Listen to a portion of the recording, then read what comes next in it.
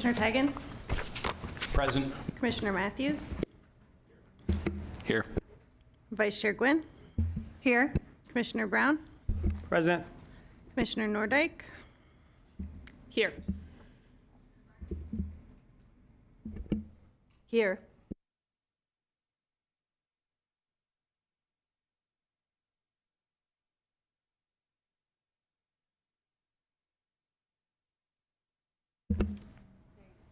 Resident Commissioner Villegas, Here. and Chair Nishioka is absent. We have guest Commissioner Evan Manville. Here. Wonderful, thank you. Commissioner Brown, would you care to lead us in the Pledge of Allegiance?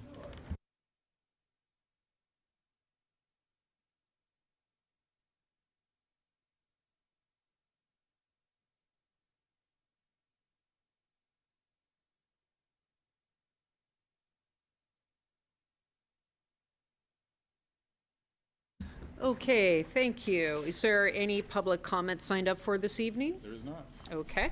Moving on to the approval of additions and deletions to the agenda. Vice Chair?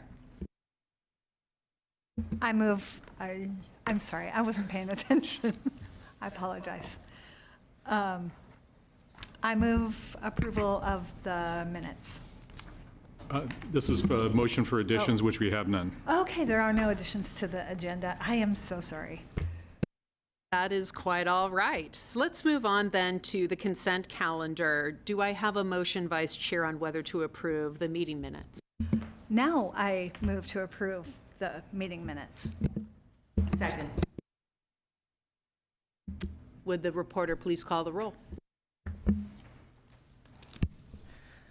Vice Chair Gwynn, Aye. Commissioner Brown, Aye. Commissioner Nordike, Aye. Commissioner Varney, Aye. Commissioner Tigan, Aye. Commissioner Matthews, Aye. Resident Commissioner Villegas, Aye. and Chair Nishioka is absent.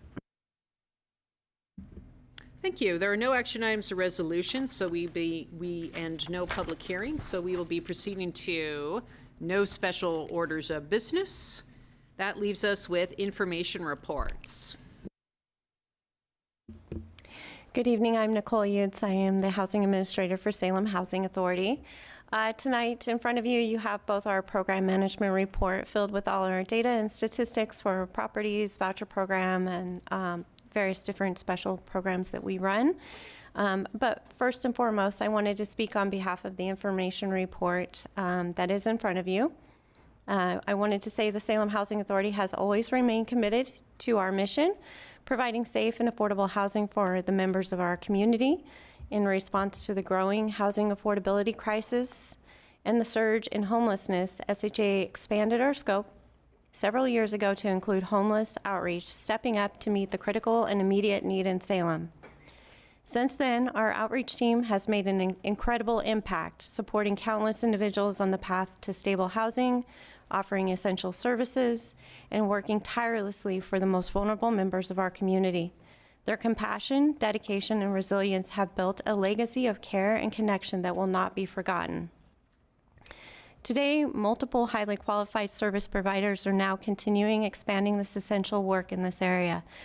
With the transition of this responsibility and conclusion of dedicated funding for our outreach efforts, SHA will refocus on our core mission, administrating over 3,000 vouchers and developing and managing affordable housing in the Salem area. As of May 16, 2025, SHA will conclude its homeless outreach program. While this marks the end of a chapter, it is also a moment of pride. We are proud of the role SHA has played in the broader community response to homelessness and grateful to have served as a committed member within the continuum of care, advancing permanent housing solutions. In closing, we want to recognize and celebrate the extraordinary achievements of our outreach team.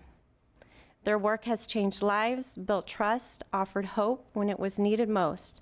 To each team member, thank you for your tireless efforts, your deep empathy, and your unwavering commitment to the people we serve. We remain steadfast in our vision of a community where everyone has a safe and affordable housing option, and we look forward to continuing that work with a renewed focus and dedication. And then I have an entire sheet of the achievements of our homeless outreach team that I'll just take a few of moments to highlight. At its peak, this team has offered 13 different staff members over 8 years time frame. The Homeless Rental Assistance Program supported 313 unduplicated individuals of our hardest to house move off streets and into permanent housing. Homeless Rental Assistance Program was the first coordinated entry system pilot program in Marion County using HUD-mandated service prioritization system. The goal of the HRAP program was to successfully house chronically homeless individuals and families by removing barriers to housing. More than 2/3 of the HRAP participants graduated onto our Housing Choice Voucher program. And our last HRAP cohort graduated in 2024, and I'm happy to say they all remain stably housed with their voucher right now. The team created a collaborative outreach connecting with more than 13 outreach teams in our community to serve our vulnerable neighbors. Our team worked closely with 25 local landlords to house our HRAP clients, initiating a landlord navigation before we had a full-time landlord navigator on staff. The team reactivated field coordinated entry assessments, meeting unsheltered neighbors where they are at to help get them assessed for housing opportunities. We facilitated over 200 coordinated entry assessments in a 1.5 years time. Our community started with having only one coordinated entry agency, and the community has 9 in addition to Salem Housing Authority. We've worked closely with Salem Police Department, Marion County Sheriff's Office, and the LEAD program to bridge gaps between unsheltered folks and law enforcement officers. We've facilitated 2 emergency needs stations with 24/7 access for police, fire, and Marion County Sheriff's Office. We participated in every point in time count between 2017 to 2025 to ensure our community receives necessary federal funding for our unsheltered community members. They've helped move in initial cohorts to Redwood Crossings and Yaquina Hall, including organizing and distributing basic needs packages. They collaborated with Mid-Willamette Valley Community Action Agency and Emergency Services Grant funds to support vulnerable community members at a vacant and condemned building and move them into safe housing, many of whom were English as second language or non-English speaking migrant workers. 14 of those households were supported with those fundings. We supported the Sequoia Crossings lease up in 2024. On average, we facilitated more than 75 instances of collaborative outreach every year. They created and hosted the 4 share events and participated in multiple We See You events in collaboration with Beebold Ministries. They facilitated the emergency housing network meetings, participated in service provider meetings, vital participants in the city's internal homeless committee, and supported more than 275 households with Governor Kotek's executive order helping folks transition off the streets or fleeing domestic violence move into stable homes. Our team was recognized by our COC as the first agency statewide to use these resources. And most of all, our team presented at a national conference on their work on Housing First Partners in April of 2024. And I'm happy to answer any questions, but I do have a couple of other updates. We wanted to make sure that everybody is aware that our office will be closed to the public May 12th through May 19th. This is an opportunity for us to do some in-service training as well as a much needed updated refresh to our carpet, which does require us to dismantle every single desk and put them back together. So we will still be committed to answering the phones, responding to emails, helping our clients and serve them out in satellite locations. It'll just look a little different and the main front door will remain closed. On Wednesday, April 30th, we will be attending the Housing Opportunity Day at the Capitol. We will be meeting with our delegation in support of housing funding and some key preservation legislation at the state capitol. And of course, I always like to report that we've provided $2.799 million in funds to local landlords in help of our voucher program and participants, with a total amount leased of 2,948 families in our vouchering programs. Thank you.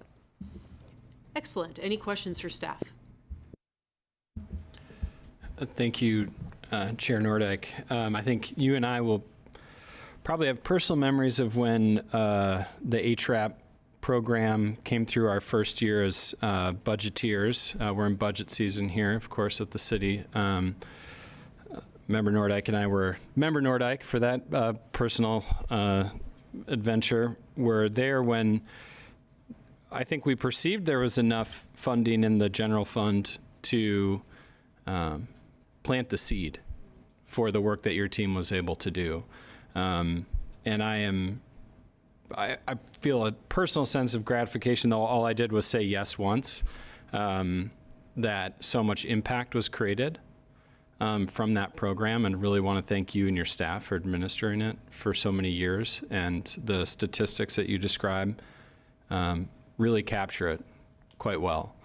The thing that I also feel grateful about is that your team's leadership at a moment in the city's history when we weren't really doing something like this, and to demonstrate how to do it. It sounds like from your retelling that a lot of the lessons that your team pioneered are now parts of the program that others have taken up. Is that a fair characterization of how it went? That is a fair characterization, and I want to give hands down credit to Sarah Quick, who is the manager over this program and has dedicated a lot of time and energy into making a lot of this happen with her staff. Thank you.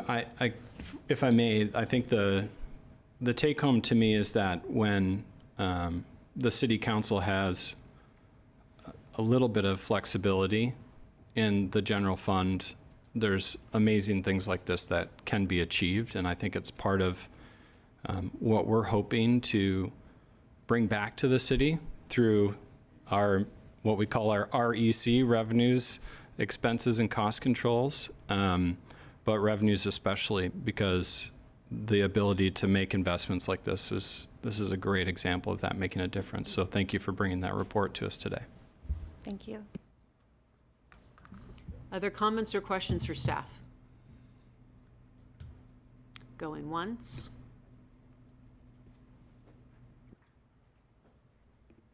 Thank you, Director Utes, for all you've done. I couldn't have put that better myself, Commissioner Tigan. If there's no further business, we are adjourned.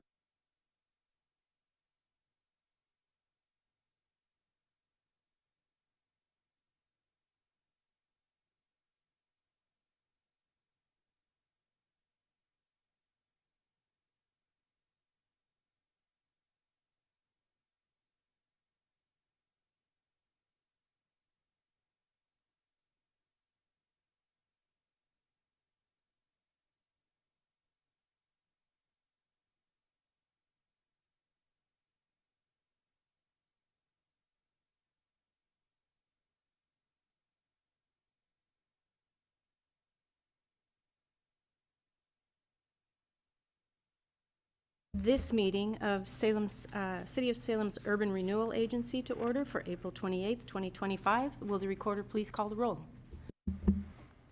Board Member Tigan. Present. Board Member Nishioka is absent. We have guest Board Member Evan Manville. Here. Board Member Matthews. Here. Board Member Gwynn. Here. Board Member Brown. Present. Board Member Nordyke. Aye. Board Member Varney. Here. Chair Julie Hoy. Here.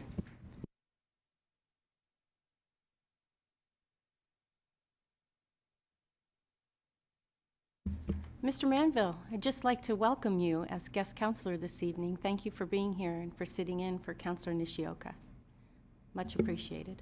I know your time is valuable, so thank you. Okay, do we have, Counselor Nordyke, any deletions or additions? No. Thank you. Any public comment? No public comment. We'll move on to the consent calendar, if you don't mind, Counselor Nordyke. I move the consent calendar, which consists of 3.1 minutes. There are no resolutions, action items. That concludes the consent agenda. Second. Any discussion? Will the recorder please call the roll? Board Member Gwynn? Aye. Board Member Brown? Aye. Board Member Nordike? Aye. Board Member Varney? Aye. Board Member Tigan? Aye. Board Member Nishioka is absent. Board Member Matthews? Aye. Chair Julie Hoy. Aye. We have nothing further, so that concludes this meeting.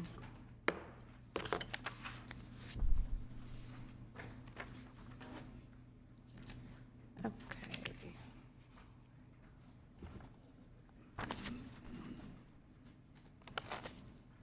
I would like to call to order this meeting of Salem City Council for Monday, April 28th, 2025.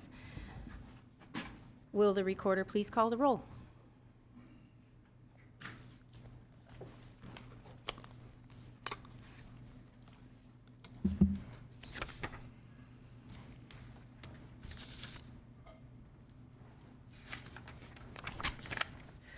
Counselor Tigan. Present. Counselor Nishioka is absent. We have guest counselor Evan Manvel. Here. Counselor Matthews. Here. Counselor Gwynn. Here. Counselor Brown. Present. Counselor Nordike. Here. Counselor Varney. Here. Mayor Julie Hoy. Here. Okay. Do we have any additions or deletions to the agenda? We do not. Thank you. We are on to council and city manager comment.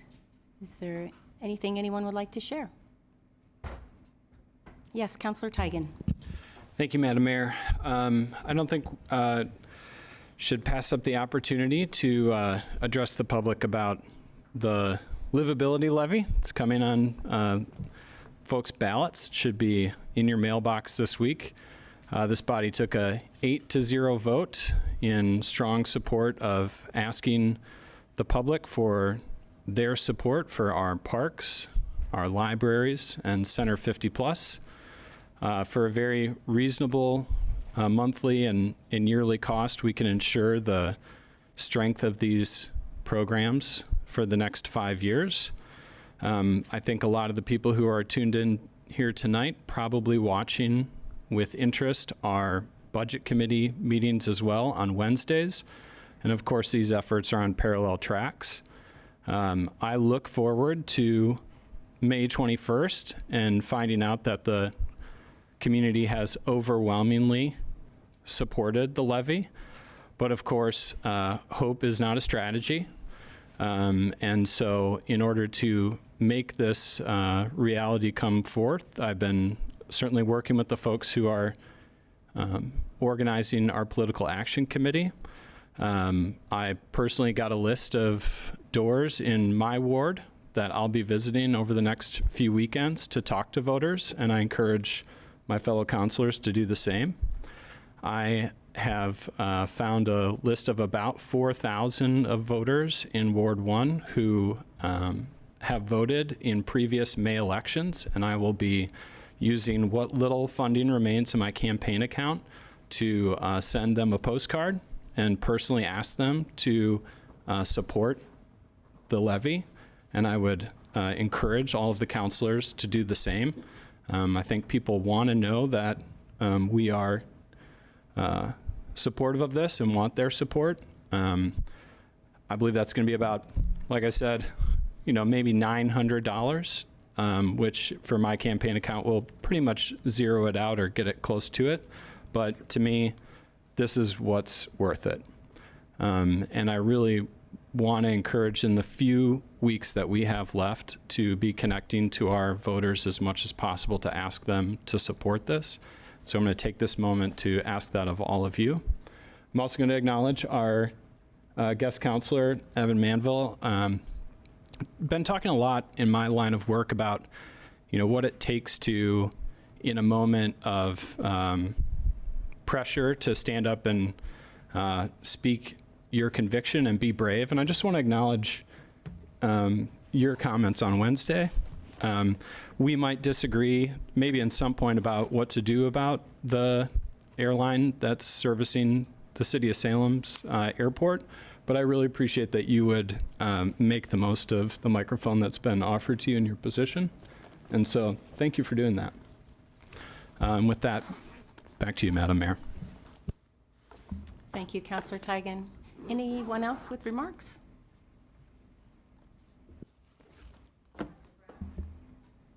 Thanks, Madam Mayor. Greetings, everyone. I do want to follow Councillor Tigan's comments about the levy. Last week, I think it was last week, we had the opportunity to go to Center 50 Plus, to where city manager and city staff, Madam Mayor, and myself had the opportunity to talk about the levy, but also to answer a lot of questions that a lot of our senior citizens have in regards to what this will look like for them. And so it was a good place to be. CFO was there. I think the highlight was having the county there also, because they were there to talk about just, tax assessment and whatnot when it comes to how much senior citizens could possibly pay. And also in Ward 5, we have a huge populations of senior citizens that live in mobile homes. And so there was a lot of questions that the senior citizens had. And this was a good place to be. I don't know if that calmed everyone's fears, but I do think that we're definitely trying as much as we can just to encourage people to vote for, be an informed voter. And that's been the key thing since day one, just making sure that everyone is informed and they can make the best decision for themselves and for their community. So thank you, Madam Mayor. Thank you, sir. Councillor Nordyke. Thank you, Madam Mayor. I would also like to follow up. Thank you for setting that example tonight, Councillor Tigan. I am, of course, a big and very vocal proponent of this levy because it is absolutely essential. Our parks are essential. Our library is essential. Our Center 50 Plus is essential. And the services that we provide to our low-income friends and neighbors are all essential. So to me, this levy is, in fact, essential. I really like your idea, Councillor Tigan, of how to help get the word out to residents in my ward. And I also want to share a little bit about some of the activities that I've been engaging in to help promote this levy. Since the beginning of the year, knowing that this levy was likely to come about, I've been laying the groundwork at neighborhood association meetings and in social media.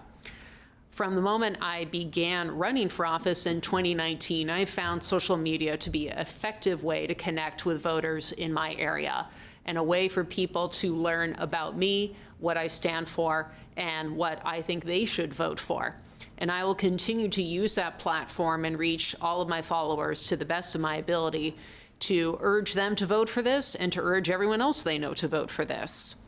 In addition, I stopped by the booth that is outside the Salem Public Library. Again, I wanted to stress that this is a community-led effort. Members of the community are putting up the money to fund putting this on the ballot. Members of the community are paying with their own hard-earned money to support this campaign, to buy a yard sign, to buy stickers, to design the promotional materials. The community is doing this, not the city. And I think that's really worth taking into account. And at that booth outside the Salem Public Library, you will once again find community members who feel very strongly about this issue, who will talk to anyone as they come by, as they come into that library. Make sure, do you know about the levy? Do you know what's up on our ballot? Did you know that there will be a rally on May 4th at 1 p.m.? I got those two transposed. It's May 4th at 1 p.m. outside the Salem Public Library to demonstrate more support. All these things, I hope, will help move the needle. One thing I really want to stress is that it's now a turnout game. Despite having made it as humanly easy as possible, people still don't vote. And I don't know how you don't vote, but we have a self-addressed, self-stamped envelope waiting that will be coming to you. And I also recommend, please sign up for the Marion County Elections Office alerts. How great are those? I get a text that lets me know when my ballot is on my way. I get a text when it says my ballot is received. This is how vote by mail works. And we should be extremely proud that we have an elections office that is staffed by incredible people who care so strong about one of the core tenets of our democracy. So kudos and a shout out in advance to the Marion County election staff for running yet another election cycle. And then last but not least, I will be talking up the benefits of this levy on Friday, May 9th to the Salem City Club, which is another venue where I can hopefully spread the message, maybe change some hearts and minds, and perhaps motivate even more people to make sure they vote. Because there are a lot of folks who will say, yeah, I support it. Support is one thing. Voting for it is a whole other matter. So I look forward to that.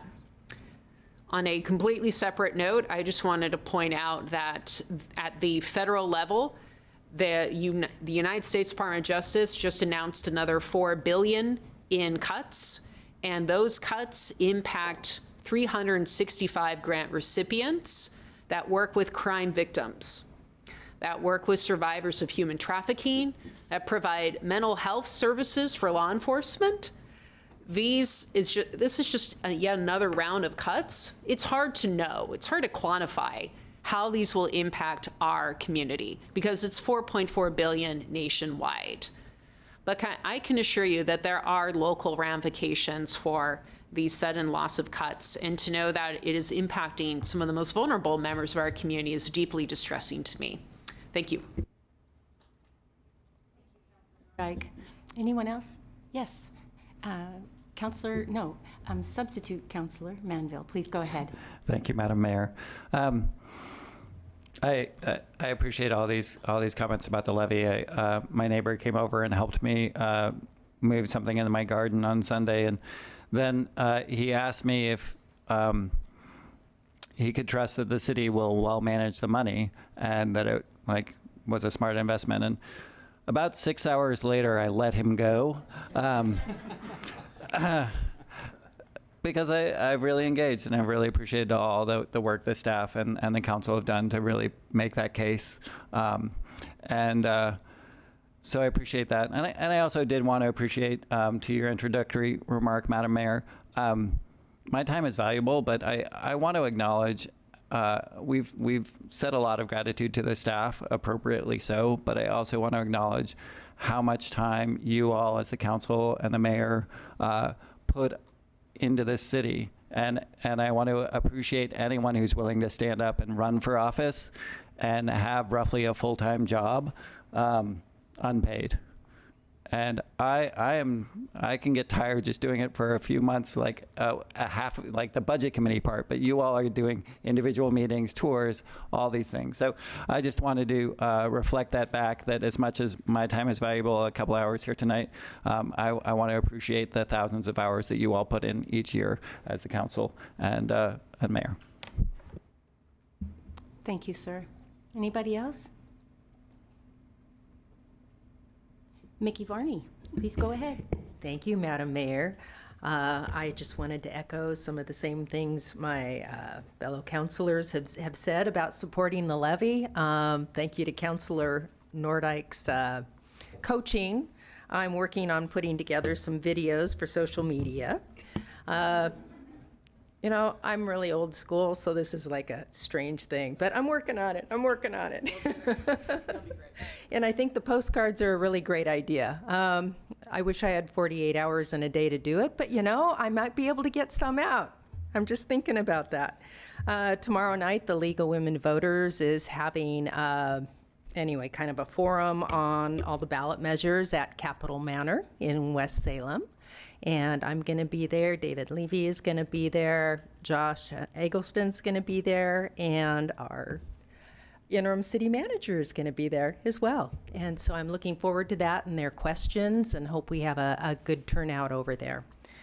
Let's see. Nope, that's pretty much it. I'm just looking forward to it. I got some signs today. I'm looking forward to putting some signs out and attaching them to the ground with T-posts so that they stay where they need to stay for the next few weeks. It's added work and everything, but it's worth it, definitely worth it, because all of these services are so essential, and it's fantastic seeing folks stepping up to get involved in it. Thank you. Thank you, Councilor Varney. Anyone else? Well, I could echo the sentiments of all and encourage folks to get a sign and put it in your yard. But be careful where you place it and how you place it, because you don't want it to be taken up by the city. So somebody came by and planted a sign in front of my yard in that median between the sidewalk and the curb, and that's not okay. It has to be up against the fence. So, and it can't be attached to the fence. So I moved it. But anyway, all those little nuances. But again, you know, Councillor Teigen, pardon me, but I am hopeful. I am hopeful that we can get this done. And I think we're all working together, as you have said, shoulder to shoulder to do that. So thank you, sir. Interim City Manager, did you have anything to add tonight? No? Okay. All right, then. We will move on to proclamations, and we have two this evening. The first will be in honor of Asian American and Pacific Islander Heritage Month. Former Councillor Jackie Leung, could you please come forward with your group? Thank you.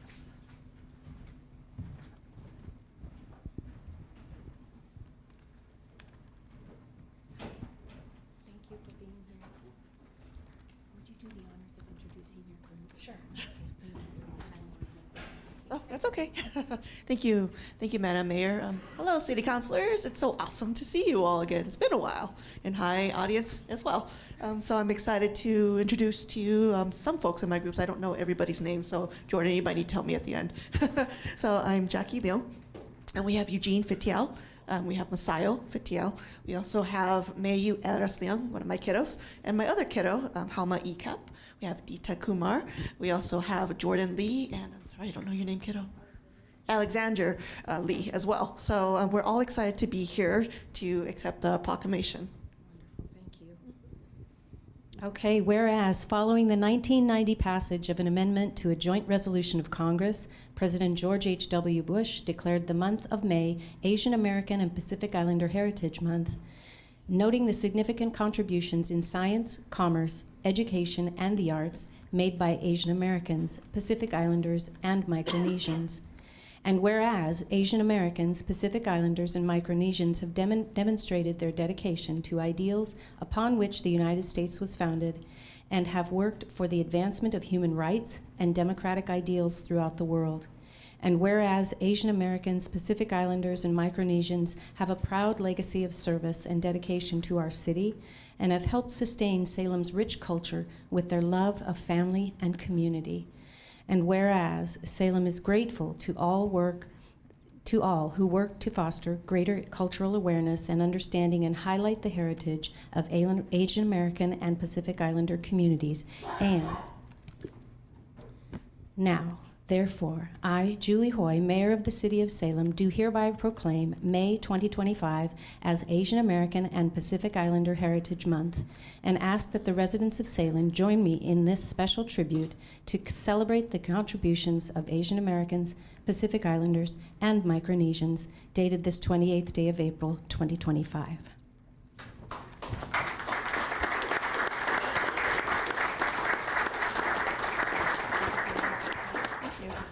Thank you very much, and thank you, everybody. So we are excited to announce some upcoming events that we'd encourage you all to attend.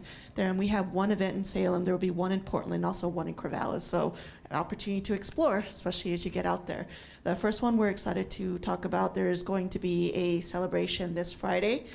So Friday, what is that, the second? Friday, May 2nd at Early College High School. They're going to be hosting, along with Micronesian Islander community, a Asian Pacific Islander Native Hawaiian celebration.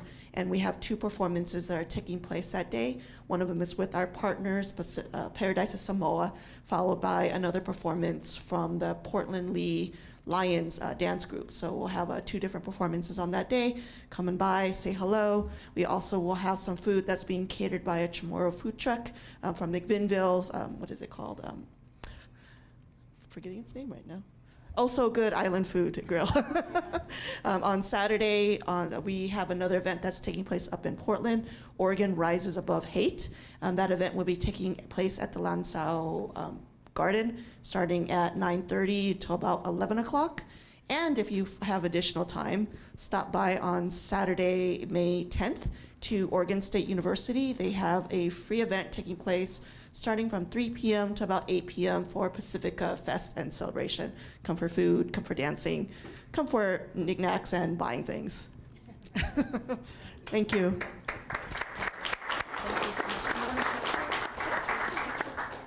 Can someone take a picture for us? That would be great.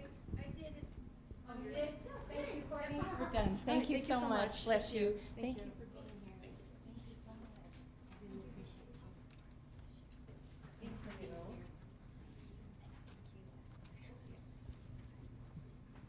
Hi, folks.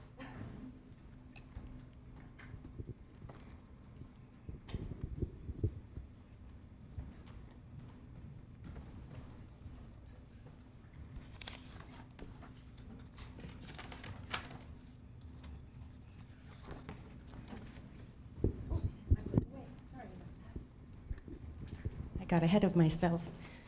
Councillor Nordyke, thank you for coming forth to accept this proclamation in honor of National Foster Care Month.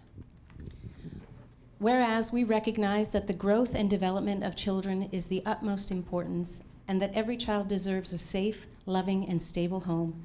And whereas many children in our community must be temporarily removed from their homes to ensure that the child's physical and emotional needs are addressed. And whereas foster parents who open their hearts and homes to support children whose birth families are in crisis play a vital role in providing a safe, strong foundation for children. And whereas there are numerous individuals in public and private organizations, the courts, and the faith-based community who work to support the foster care system and recruit foster families, and whereas Foster Care Awareness Month celebrates caregivers with a focus on the needs of children and young people in foster care, and now, therefore, I, Julie Hoy, Mayor of the City of Salem, do hereby proclaim May 2025 as National Foster Care Month and encourage all residents to thank individuals and families who provide support, affection, love, and security to the children in their care and those organizations and agencies that support foster families. Dated this 28th day of April 2025. Thank you.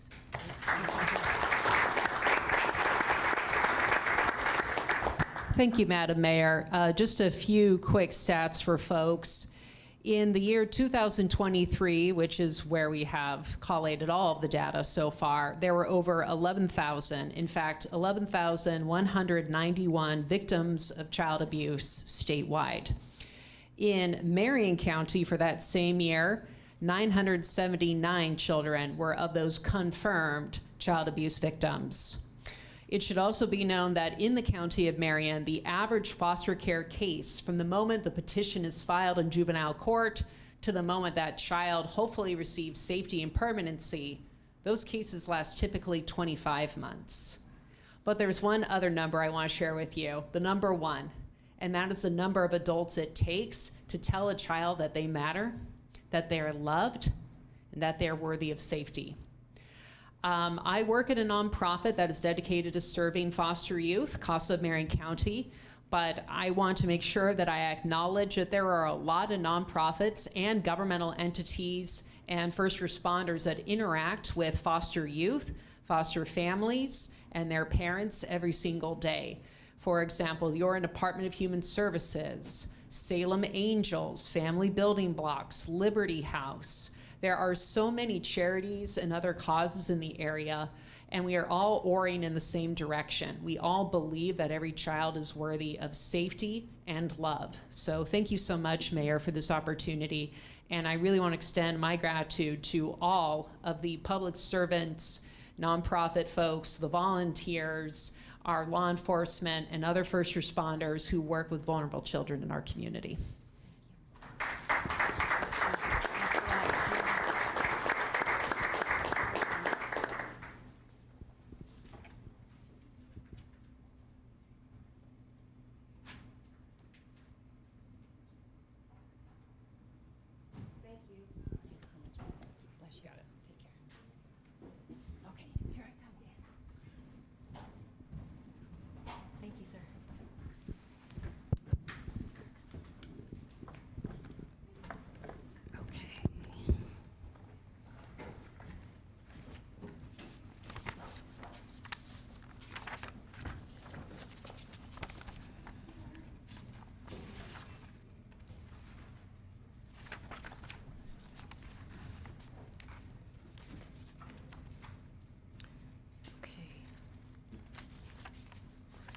we are moving on now to,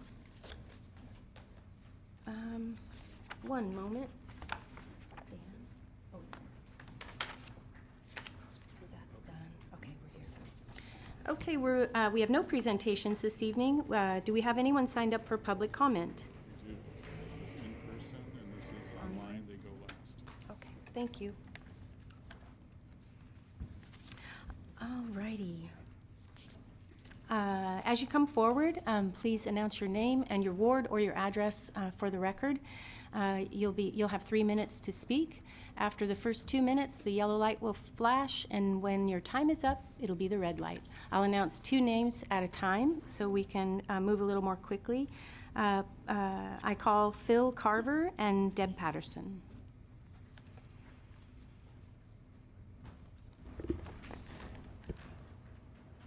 Greetings, Mayor Hoy, members of the City Council. I am Phil Carver at 1007 Newport Road Southeast, 97306, and I am speaking tonight on behalf of several hundred Salem members and supporters of 350 Salem, a climate change organization. Regarding Agenda Item 3.3B, Legislative Policy on Senate Bill 1067. All Senate Bill 1067 do was restore Salem's freedom to work with Marion County, which was taken away almost 40 years ago. The bill passed the Senate Energy and Environment Committee on a bipartisan vote. Without passage of this bill, Salem would have no say in what happens regarding our solid waste. The Legislative Committee was told by staff that Senate Bill 1067 would conflict with another bill, House Bill 3794, that the city supports. That is incorrect. That bill would form a regional task force to do long-range planning on solid waste. SB 1067 would definitely allow Salem to cooperate with the study and any implementation. There is nothing in Senate Bill 1067 that would prevent Salem from continuing to work cordially and collaboratively with Marion County on solid waste planning and implementation. It would just put us in a good negotiating position with the county if we need it. It gives Salem a seat at the table in planning a mid-Willamette Valley coordinated approach to solid waste. We would not have that without Senate Bill 1067. We would not have a seat at the table. Thank you very much. Thank you for your testimony. Deb Patterson, and I can't make out the first name, but the last name is Sloan. Thank you.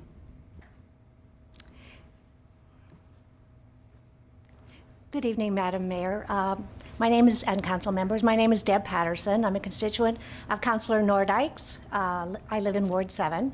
I currently serve as State Senator for District 10, representing South and West Salem, Monmouth, and Independence. As the district I serve includes a portion of both Marion and Polk counties, I'm aware of differing practices related to a variety of approaches to city services, including municipal waste disposal. I'm also aware of the pressing needs of communities for both economically and environmentally responsible options. There seems to be some confusion related to Senate Bill 1067, which I'd like to clarify with 3 points. First, this bill does not require any town or city in Marion County to make any changes whatsoever to its contracting related to the disposal of municipal waste.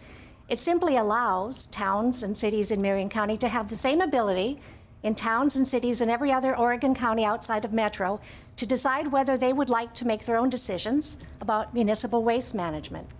Second, this bill requires that any community wishing to make this change must pass an ordinance to this effect, requiring them to opt in. Again, it requires no changes. It simply would allow for change.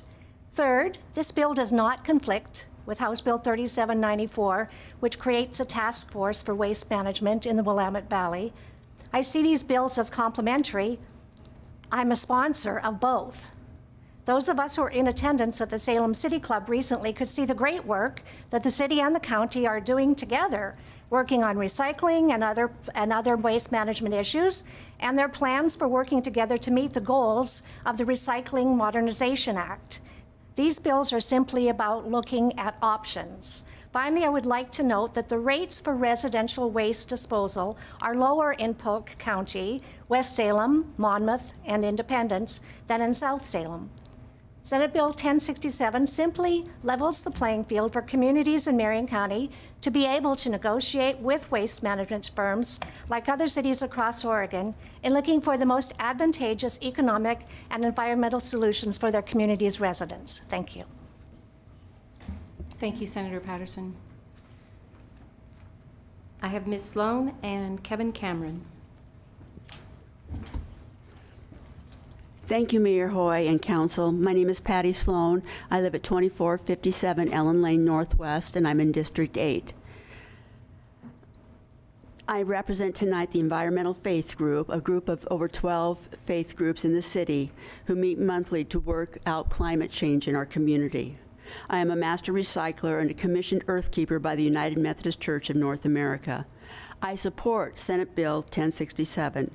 I did not come here tonight as an experienced politician or even an experienced city planner or all of that. I come to you tonight as someone who needs to remind everyone of the importance of protecting the city of Salem, our earth, and our people. Elected to care for the people, I come to you for you to hear from the people who have put their faith in you to do the very best for you. Salem's Climate Action Plan is important to the health of the people of Salem and a great move forward. Our vested interests in the city will thrive and achieve sustainability, and it's too important to set aside and give up our power in the Salem Action Plan to go with the county. Putting 1067 aside will only increase toxic groundwater, increase methane and emissions. And that's to the good people that elected you all. We need a city that continues to research, to learn from other communities and learn their systems. I recently used Ridwell, and I am getting rid of my plastics that way. A third of my plastics, my garbage is down by a third right now. But I believe that everyone in Salem deserves that opportunity to have Ridwell. Other cities have this service. We could too. We must find ways to contain our organic waste. Our multiple dwellings are continually developing, and we are not offering them green bins. All people must be given the opportunity to get rid of their organic waste out of their garbage and out of the landfill. There's a need in this city for ongoing training for its citizens on the responsibility of recycling and garbage. By passing Senate Bill 1067, I am confident that you can do what needs to be done. I trust you to do the very best for the people of Salem. Thank you. Thank you for your testimony. Commissioner Kevin Cameron and Brian May. Thank you, Mayor Hoy, and members of, I guess I have to speak. I have to push a button to speak. Thank you, Mayor Hoy, and members of the City Council. My name is Kevin Cameron. I represent the city of Salem and 19 other cities as Marion County Commissioner. I'm also a master recycler, and I understand that reduction, reuse, and recycle are the 3 R's that we need to focus on. We produce about 1 ton of garbage per person, per capita, in Marion County. Recovery is really important. Of that 1 ton, we recover in Marion County somewhere between 40 and 45%. There are 3 organizations in this state that have the highest recovery rate. Number 1 is Lane County. Sometimes they cheat. Number 2 is Marion County. We go back and forth between 1 and 2. And the third is Metro. What do they have all in common? They have some form of flow control. You already heard that Metro has flow control. Lane County owns their own Coffin Butte facility. They have their own landfill, and they direct their users to go there. If we are concerned about meeting the higher recovery rates that DEQ has put out for Marion County, for example, of 64%, we need to do more with what we already are doing. We already are higher than most counties in the state. We beat Polk County by probably 20% on recovery. It costs money to recover materials out of the waste cycle. In the last year, I've participated with Benton County, all the way from Metro to Lane County, in Benton County's regional task force. Several of us have been meeting over and over again, and that draft plan will be coming out here at the end of this, I think it's at the end of May or the beginning of June, of the recommendations that are going to be made by that regional task force. Where are we going to do to manage our solid waste? And how are we going to work as a region? I've been meeting with Len County, Polk County, and Benton County, so the 4 counties here in this particular Willamette Valley have been meeting to figure out how we can do better with the facilities that we have and work together, because the more you have, the better you can work together and find efficiencies. We need to move forward on a regional and statewide basis to figure out how we're going to handle our solid waste. So I thank you for your time today, and I appreciate that if you would not move forward on supporting 1076. Thank you, Commissioner. Brian May. Good evening, Mayor. Good evening, council members. Brian May, 555 Court Street. I'm a representative of Marion County employees. I'm the Environmental Services Division Manager, and actually here to ask you to oppose Senate Bill 1067. Commissioner talked about kind of the regionality of solid waste and what we're impacted with today across the state. And it's one of those things, garbage touches each and every one of us. You've probably recently heard that our incinerator shut down. That has definitely put us in a situation of more planning and more requirements that are needed to have more involvement of what do we want to do for our future? How do we want to address that? Representative Patterson just mentioned Mr. Zink and I being at City Club of Salem, an important venue to try to get that word out and start talking about the Recycle Modernization Act and what we need to do and how do we take that forward.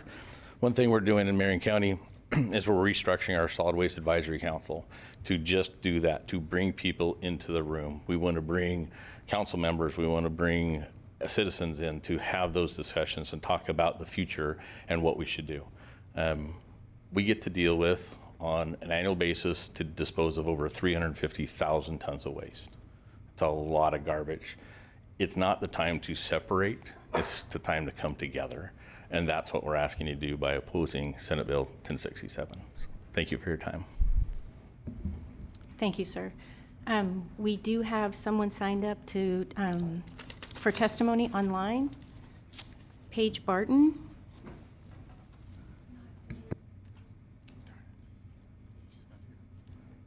Paige Barton. She's not in the Zoom room. She's not in the room. Okay, we will move on then. Thank you, sir. To the consent calendar. Councilor Nordike.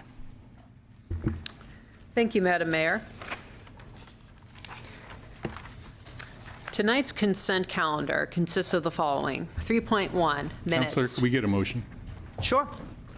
I move the consent calendar with the exception of 2 pulled items, 3.3A pulled by Councilor Varney and 3.3B pulled by Councilor Nordike. Second. Great, thank you. Would you mind running us through that calendar then? Sure, Thank you. absolutely. I promise, City Attorney, a motion was coming, but it's all right. I'm just giving you a hard time. 3.1 consists of the meeting minutes for both the draft City Council meeting of April 14 and the meeting of April 21. 3.2 would be resolutions, except there aren't any. Let's see, and then, is there anything else? That concludes the consent calendar. Thank you very much.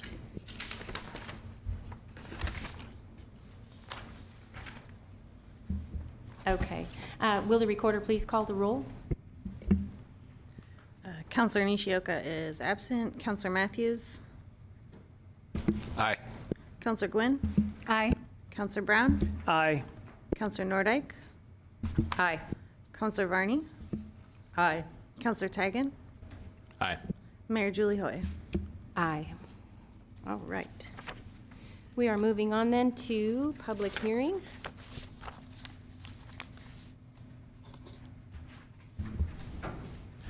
Does the city recorder have an announcement? The Salem City Council will now conduct a public hearing to consider a petitioner-initiated annexation of territory located at the 2500 block of Michigan City Lane Northwest and the 3300 block of Levi Street Northwest. The applicable criteria are Salem Revised Code 260.010 G1 A through D. Testimony, arguments, and evidence must be directed towards the applicable criteria or other criteria which the person believes to apply to the decision. A failure to raise an issue accompanied by statements or evidence sufficient to afford the decision maker and the parties an opportunity to respond to the issue shall preclude appeal to the Land Use Board of Appeals on that issue. A similar failure to raise constitutional issues relating to proposed conditions of approval precludes an action for damages in circuit court. The hearing will be conducted with the staff presentation first, followed by testimony from the following. The applicant is limited to 10 minutes. Affected neighborhood association is limited to 5 minutes. Other interested parties are limited to 3 minutes. Applicant's rebuttal is limited to 5 minutes and is limited to matters which were introduced during the public hearing. Thank you very much. I'll go ahead and call this public hearing to order, and we'll have a staff report. Thank you. Good evening, Mayor and members of Council. I'm Jamie Donaldson with the Community Planning and Development Department, and here to present an annexation case 761 for properties located on Michigan City Lane and Levi Street Northwest. At this time, I'd like to request that the presentation, staff report, and its attachments be entered into the record. The annexation before you tonight is for a territory made up of 2 properties located in West Salem along the northernmost border of the urban growth boundary, which is shown as the dark pink line, and in between Brush College Road to the west and Wallace Road to the east, which are shown as the purple lines. The properties are not directly adjacent to each other, but are part of the same enclave of properties shown within the dashed green line, which represents the city limits. Here we have an aerial of the 2 properties. Both are vacant, so they don't have specific address points yet. The larger property to the east, located at 2500 block of Michigan City Lane Northwest, is approximately 6.5 acres with frontage along Michigan City Lane to the north. Michigan City Lane is also controlled by the city and already within the city limits, so the property is contiguous to city limits both on the north and south sides. The second property to the southwest is located at the 3300 block of Levi Street Northwest. It's approximately 1 acre, and it has access from a little street stub there. It's kind of hard to see with the Levi Street label next to it. The combined size of the territory is 7.66 acres, which does not include any adjacent right-of-way land, as both streets are already within the city limits. The comprehensive plan designation for the properties are developing residential, indicated in light green. The territory is surrounded by other county properties designated developing residential in Salem's comprehensive plan, with the majority of properties within the city limits designated as single-family residential, which is shown in yellow. Similarly, the surrounding zoning for the property is predominantly single-family residential, shown in yellow again, and a couple of residential agriculture properties shown in light green down in the bottom corner there. The properties shown in white are located within Polk County still, so they do not have a city zoning designation currently. The corresponding zone for the developing residential comp plan designation of the territory is RA, residential agriculture. In order to approve an annexation, the council needs to find that it meets approval criteria. The first is that the annexation is exempt from voter approval. This requires that the property owners sign an annexation petition, and each of the property owners have done so.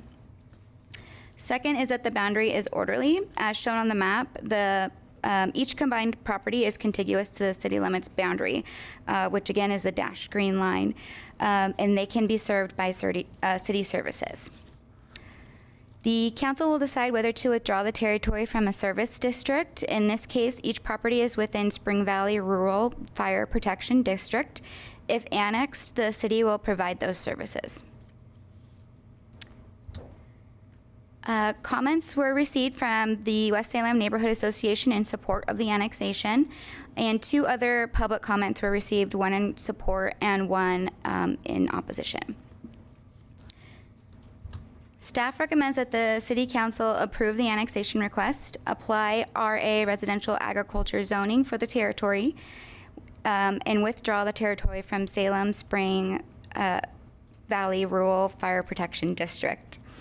Staff will then prepare an ordinance bill for council's consideration and first reading at a future meeting. That concludes this presentation, and I'm here to help answer questions. Does anyone have questions at this moment? Councilor Nordyke. Thank you. So sometimes when annexations come before us, there are a lot of assumptions that are made about the perceived benefits to the city of annexation. And what I mean is that sometimes voters and other residents will assume that this means we're going to get a lot more property taxes and that this is going to pay for itself. But what I have learned is that oftentimes, even though we bring this property onto the tax rolls, the cost of providing services is sometimes greater than the costs, the benefit of the tax dollars that might come on our rolls. And I'm wondering if city staff can address that. I'm not exactly sure on the property taxes. I don't know if Josh, can you speak on that? Yeah, appreciate the question. Josh Eggleston, Chief Financial Officer. I'm not aware of this particular case, but in general, you are correct. In general, the property taxes we get from properties don't pay for the services that we need to provide, especially with expanding areas without services. Can you explain why, as a general rule, and I understand our CFO hasn't done the research on this particular property, but why is that generally the case? So our property tax system is pretty similar throughout Oregon, right? So this property, when it's developed, what's the zoning? Single family. Single family. So a single family house, when it comes on the tax rolls, it gets discounted to about 70%. So it gets built, say it's valued at $500,000, it comes on the tax rolls at 70% of that, just with our property tax system. So automatically you take dollars off the top. And then just generally from new development, we don't see enough to add services to respond. So what it does is it spreads out our current services to new areas. Councilor Matthews. This is possibly more for the fire chief, but the question for me kind of comes down to a similar scenario of, obviously, as things come on the rolls, we aren't necessarily receiving all of the financial benefit for that. And so knowing this is kind of on the outskirts of town and potentially there'll be a development there, is this, and this will come under our fire responsibility and our police responsibility. I know we have partnerships with other fire departments, right, Marion County, and do we have a partnership with the fire department that they're currently under, or that fire district, that in the event we weren't able to respond quick enough because of its distance, that they would be able to supplement for us? Sure, thank you for the question. We do have mutual aid agreements throughout Polk County and Marion County. Spring Valley is a volunteer fire department, so they're likely to be delayed in any type of emergency, but we will be able to cover that area. Any other questions at this time? Yes, Councilor Tigan. Do we know, have we received any indication of what the plan for the property is if it's annexed by the city? They haven't presented any development proposal at this time or given any indication. It is a large property, so it could be anything from single family, middle housing, to maybe even a subdivision. Follow on. Is there, in my community in Central Salem, we have density minimums in our single family zones. For acres developed, you have to have a certain number of front doors, so to speak. Are there density minimums in this single-family zoning? Not in our single-family zones, no. Okay, thank you. Anyone else? No more questions for staff. We do have Steve Anderson here from the Neighborhood Association to speak, and you will have 5 minutes.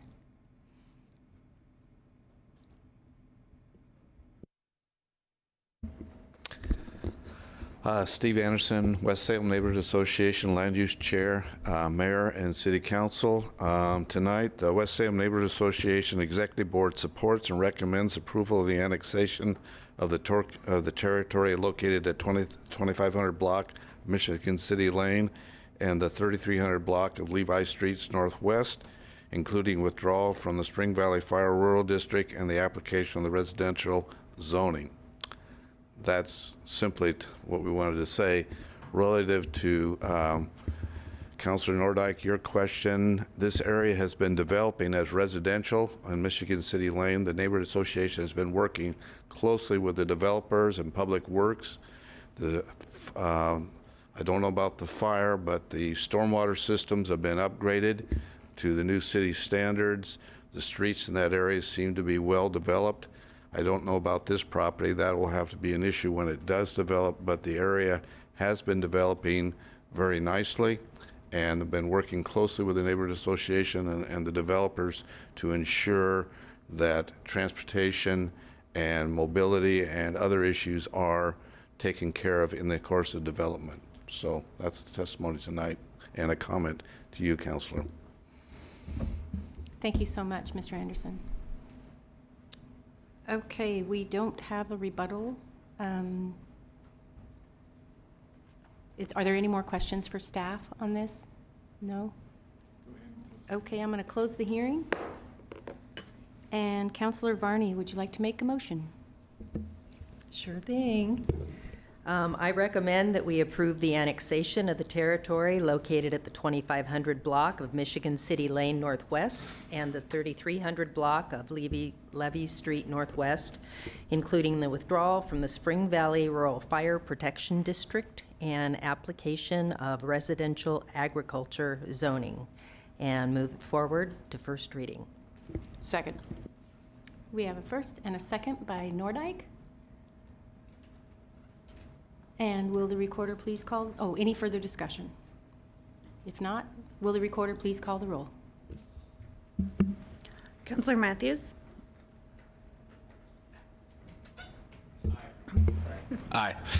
Councilor Gwynn? Aye. Councilor Brown? Aye. Councilor Nordyke? Aye. Councilor Varney? Aye.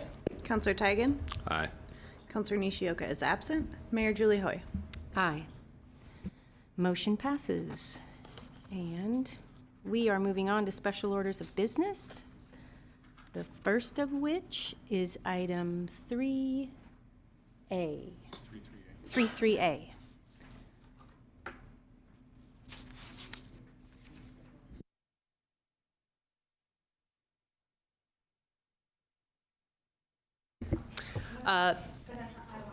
Oh.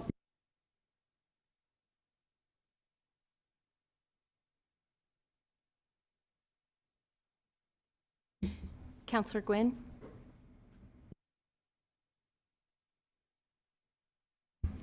We need a motion on the item.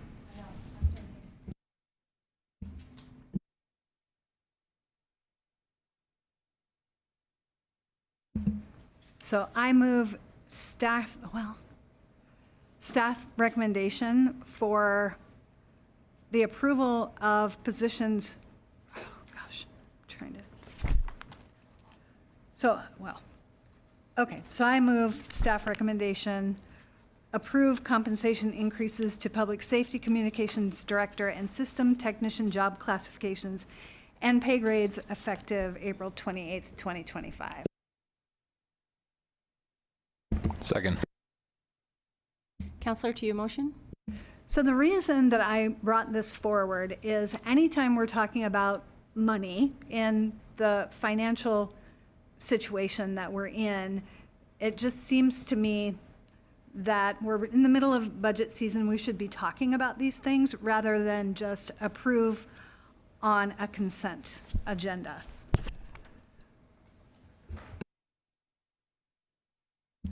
Anyone else have comment? Councilor Nordyke. Sorry. No, I think that's a great point. I would be in favor of tabling this because of the constraints that we're in. I know that our city staff are working extremely hard, but the timing is important.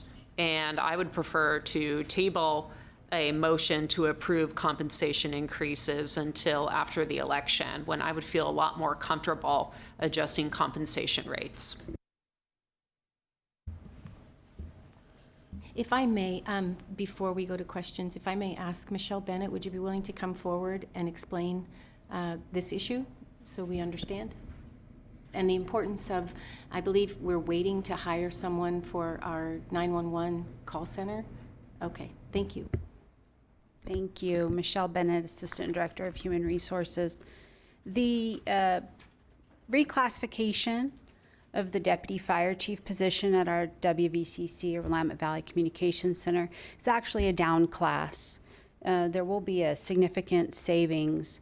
It's outlined in the staff report. This year, it's a $16,000 savings this fiscal year. In fiscal year 26, it's about a $71,000 savings, so it is a down class. It was, in 2021, reclassified to a deputy fire chief, and that is not working for us. We're moving that position back to fire department to fill another vacancy. And so we advertised for a deputy fire chief. It's not someone who typically manages communication centers, so we had a failed recruitment. So now we're going back to the original classification. It was a single incumbent in 2021, and this is bringing it back up to pay grade, but it is a significant savings over hiring another deputy fire chief. So, if I may, Madam Mayor, so the 911 center always had a director before the deputy fire chief was filling in that role. So when this proposal came forward, this is, I think Michelle kind of covered it, it does actually cost less than what it would have costed with a deputy fire chief in that position. So that's kind of, I want to be clear on that. The other part of it is this is not a general fund position. It is. Sorry, it is 44% Yeah, so I was going to cover that. So it is part of the 911 fund, and 44% of it comes from the general fund. So I just also want to make sure that I give those details. Thank you. Councillor Matthews, I saw your hand first. So just so I can get clarity, so we have gone out for this position, but only under a sworn, only asking for a sworn person, right? So we haven't actually attempted to recruit at this salary rate for a non-sworn person in this position. Correct. Okay. And we did get candidates who could be the director, but were not eligible to be a deputy fire chief. They couldn't hold the criteria for a deputy fire chief. Councillor Gwynn. So have you thought about putting that job posting out as is without the, because it's an 8% increase is what, right? If I read the staff report right, we haven't even gone out to post it as an open position, right? And we're just arbitrarily, I'm sure it's not arbitrary, but we're offering an 8% increase without posting the job. So part of our process is bringing that classification back up to market. So when the previous director vacated the position, we graveyarded, if you will, that classification. So it didn't ever get looked at again.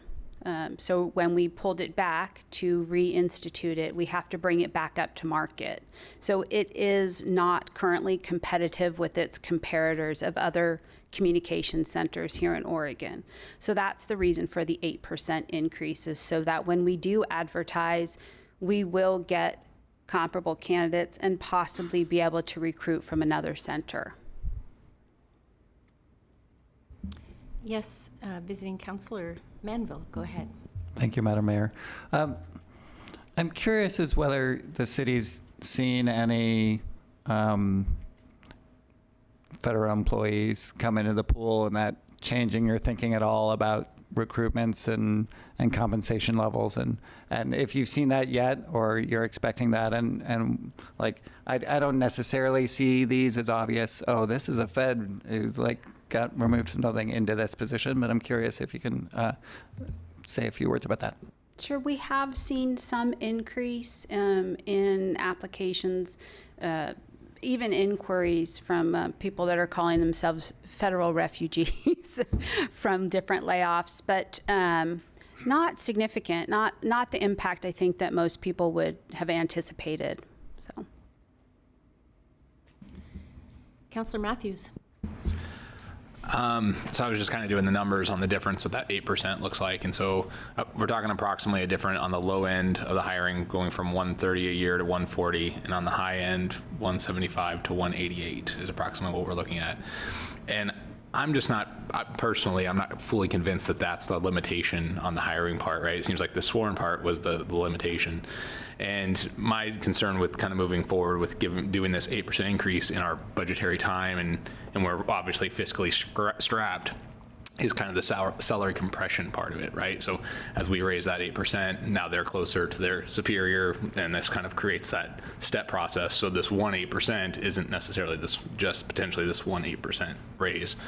And so that would be my biggest concern, is knowing we kind of saw that happen last year, late last year, even in this chamber, where we kind of had that situation where we kind of were put in a circumstance and it had a similar outcome. And so that would be my biggest concern with doing that now, as we're not in a flush position, we're in a strapped position. And so that'd be my thought.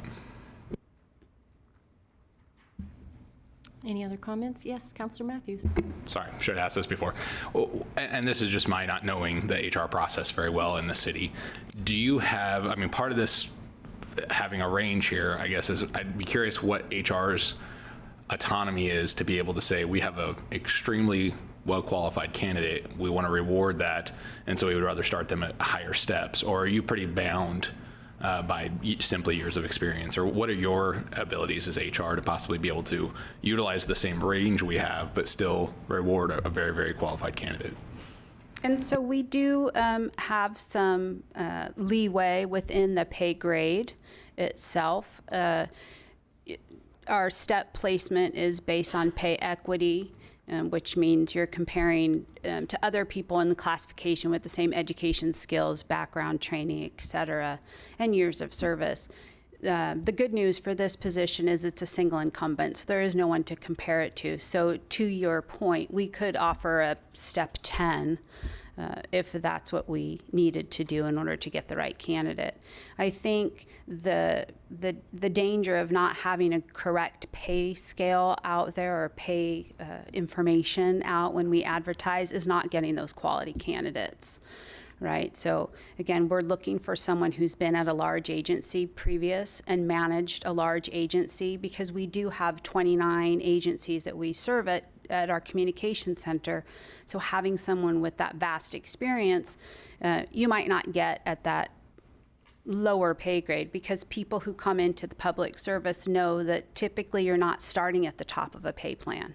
You're typically starting towards the bottom. So that would be one of the hindrances.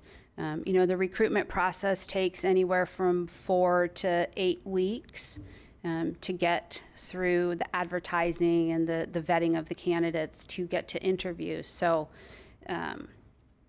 going out and trying and failing doesn't look good either, and it's very time consuming.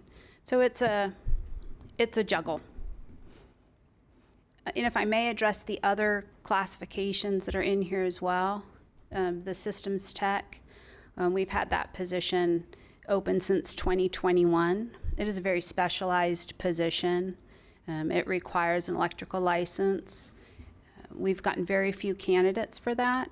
Not only does it require an electrical license, a limited maintenance electrician license, it also requires someone who's mechanically inclined, can weld, understands small engine mechanics.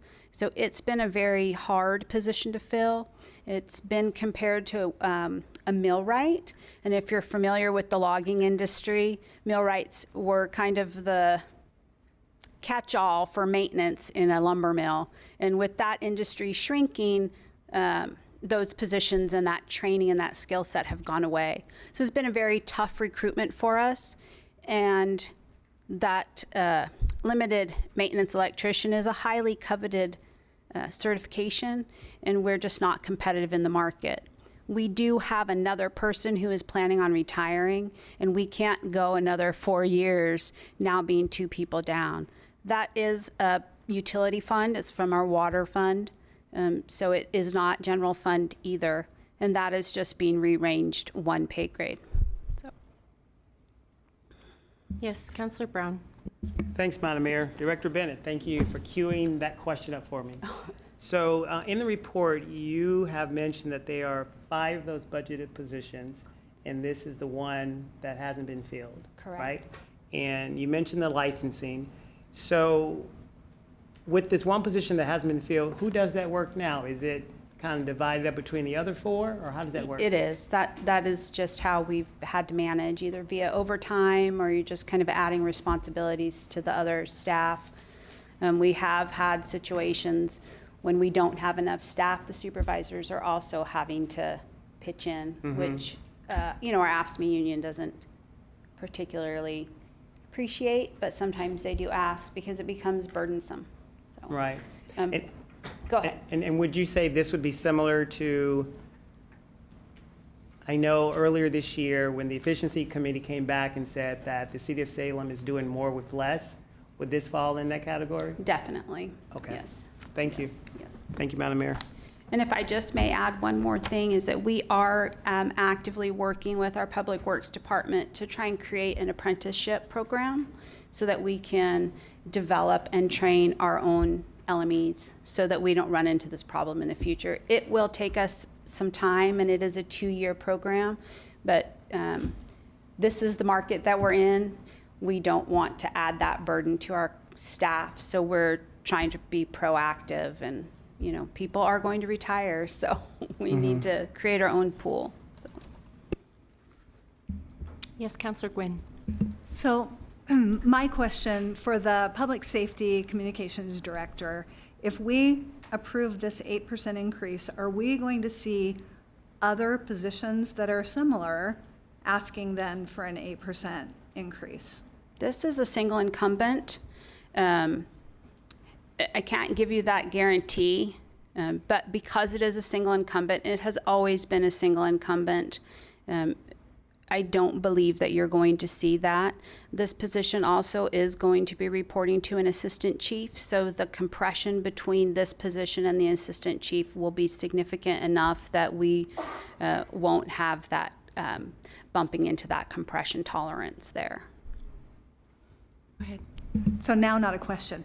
I just wanted to say thank you. I just feel like it's very important for us to have these conversations rather than just approve something on a consent agenda. I appreciate that. Yes, Councillor Nordyke. Sure, and I also want to drill down to more of a detail in the report. The systems tech position we're talking about, that's not within the WVCC. Correct, that's a public works position. Right, those are totally different positions, but the fact that they were both smooshed into the same report was a little confusing at first blush. And the systems tech position, because it is within public works, it's subject to the public works fund, not the general fund, is that right? That is correct. Okay, so that removes my concern for that position. Councillor Varney. Thank you very much. and I agree with you on the tech position. I wanted to say something about the Public Safety Communications Director. I think it's extremely important that we can offer the compensation necessary for a truly very qualified individual, especially with our transition into our new EMS system. I think all the experience and quality we can get is going to pay great benefits. Anyone else? Yes, Councilor Brown. Thanks, Madam Mayor. What's the timeline we're hoping for? As soon as we get the staff report approved, if council approves it tonight, then we'll move into updating our pay plans and work on posting an advertisement within the next week or two. We do want to recruit and fill these positions as soon as we possibly can. Got it. Thank you. Yes, Councilor Gwynn. I guess I would just feel much more comfortable if we had offered it at the current range, because you could hire towards the top of the range. So that I'm struggling, and that's the only reason that I'm struggling. So I don't know how I'm going to vote. Well, either Ms. Bennett or the chief, can you speak to the harm in a delay?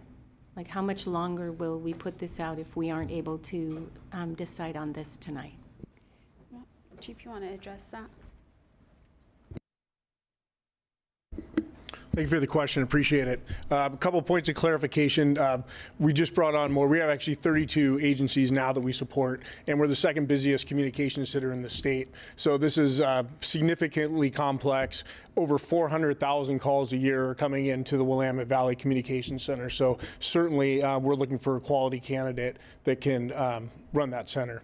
As far as what are the delays, we did go out for recruitment. It failed.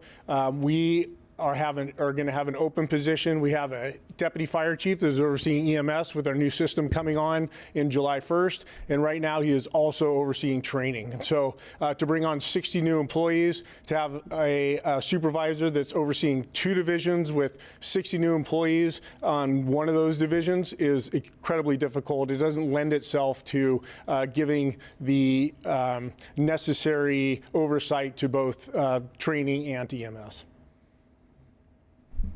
Yes, Councilor Brown. Just follow up, Madam Mayor.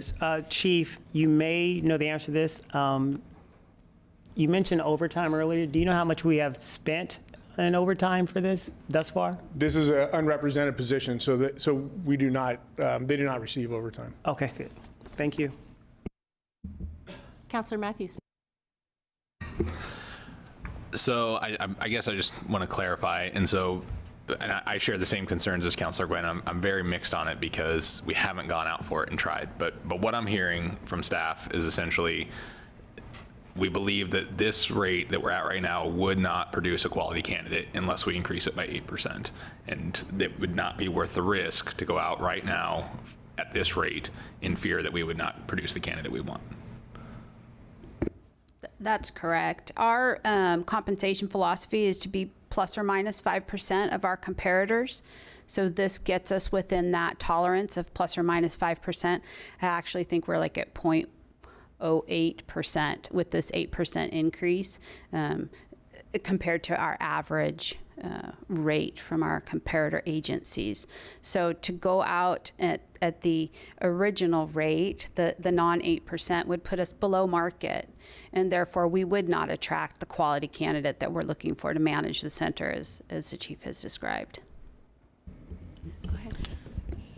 And this is more just curiosity about our process, but so as we go out and we're looking at market rate, and I'm assuming to do that we look at other municipalities, and so looking at other municipalities that might have higher tax bases than us and higher salaries as a whole city, right? Their cost of living is going to be higher. Do we factor that into our assessment that our cost of living may be lower than, say, Bend or? We don't.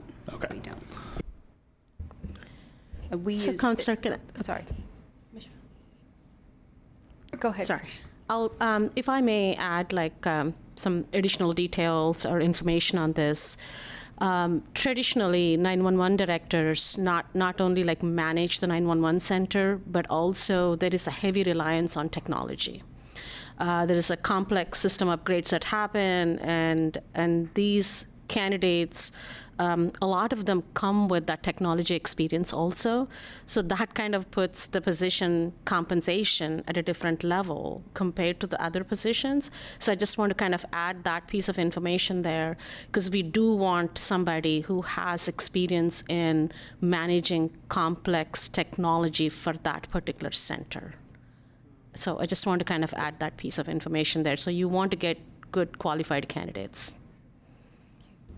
Councillor Brown. Thanks, Madam Mayor. And I, just for my own clarity, because I think I'm feeling some of the tension that Councillor Gwen is referencing. So the goal would be EMS kicks off, what is it, July 1? Is that when everything goes official? Yes, sir. So July 1. In theory, the goal would be that we could have this person in the position by July 1. Is that what we're going to target? So that's one side of it. The other equation is, we've seen this movie before to where we just say yes to something without having a conversation. Is that the tension we're in? Great, feel like I've done my homework. So with that recommendation, Chief, are you feeling like this is something we need to do now versus later? Yeah, we went out for this position a couple months ago. So the alternative is that we promote somebody else into deputy fire chief for the opening to oversee training, and then we leave the deputy fire chief at communications center, which will maintain a higher rate of pay. So this is so by going forward with this, it also provides cost savings. Got it. Okay, thank you. Thanks, Madam Mayor. Thank you. Yes, Councillor Gwynn. Sorry, I just wanted to say thank you, Michelle. Thank you, Chief, and thank you, City Manager. You've helped me, and I'll be voting yes. So, thank you. I'll just add to Councillor Brown's point that I think the sooner the better, so that the wheels are on the bus by the time it has to roll come July. So, my personal opinion. Councillor Nordyke. Sure, I will also be voting yes, but only after we've had this conversation. So I appreciate Councillor Gwen for requesting the poll of this, because this entire council, I believe, is very concerned with every dollar. We're watching every dollar, and we're trying to tell our residents with a straight face that we are watching every dollar. So I appreciate the fact that the staff have brought this to our attention. But if there's going to be anything more like this between now and Election Day, I think you can expect a poll from one of us for more discussion. Councillor Matthews. Yeah, to kind of double on what Councillor Nordyke said, if it weren't for this conversation, I would have been in a different place on this, and so I'll be voting aye as well. But had it not been for this conversation, I would have been somewhere else. So I just want to kind of add, Chief and I had something like similar conversation about this position and then how we can reduce the costs to the city. So I'm glad that we are having conversation on the council floor also. So thank you. Great. It sounds like a bit of a compromise took place if there was already a sworn officer in that position, and now we're backing down a little bit and hoping to get a high quality candidate from the private sector. I think that's a good move. So thank you. Anything further? If not, will the recorder please call the roll? Councillor Brown? Aye. Councillor Nordyke? Aye. Councillor Varney? Aye. Councillor Tigan? Aye. Councillor Matthews? Aye. Councillor Nishioka is absent. Councillor Gwynn? Aye. Mayor Julie Hoy? Aye. The motion passes. And we are on to item 3.3B. Thank you, Madam Mayor. I move approval of 3.3B with the exception of Senate Bill 1067 to be considered separately. Second.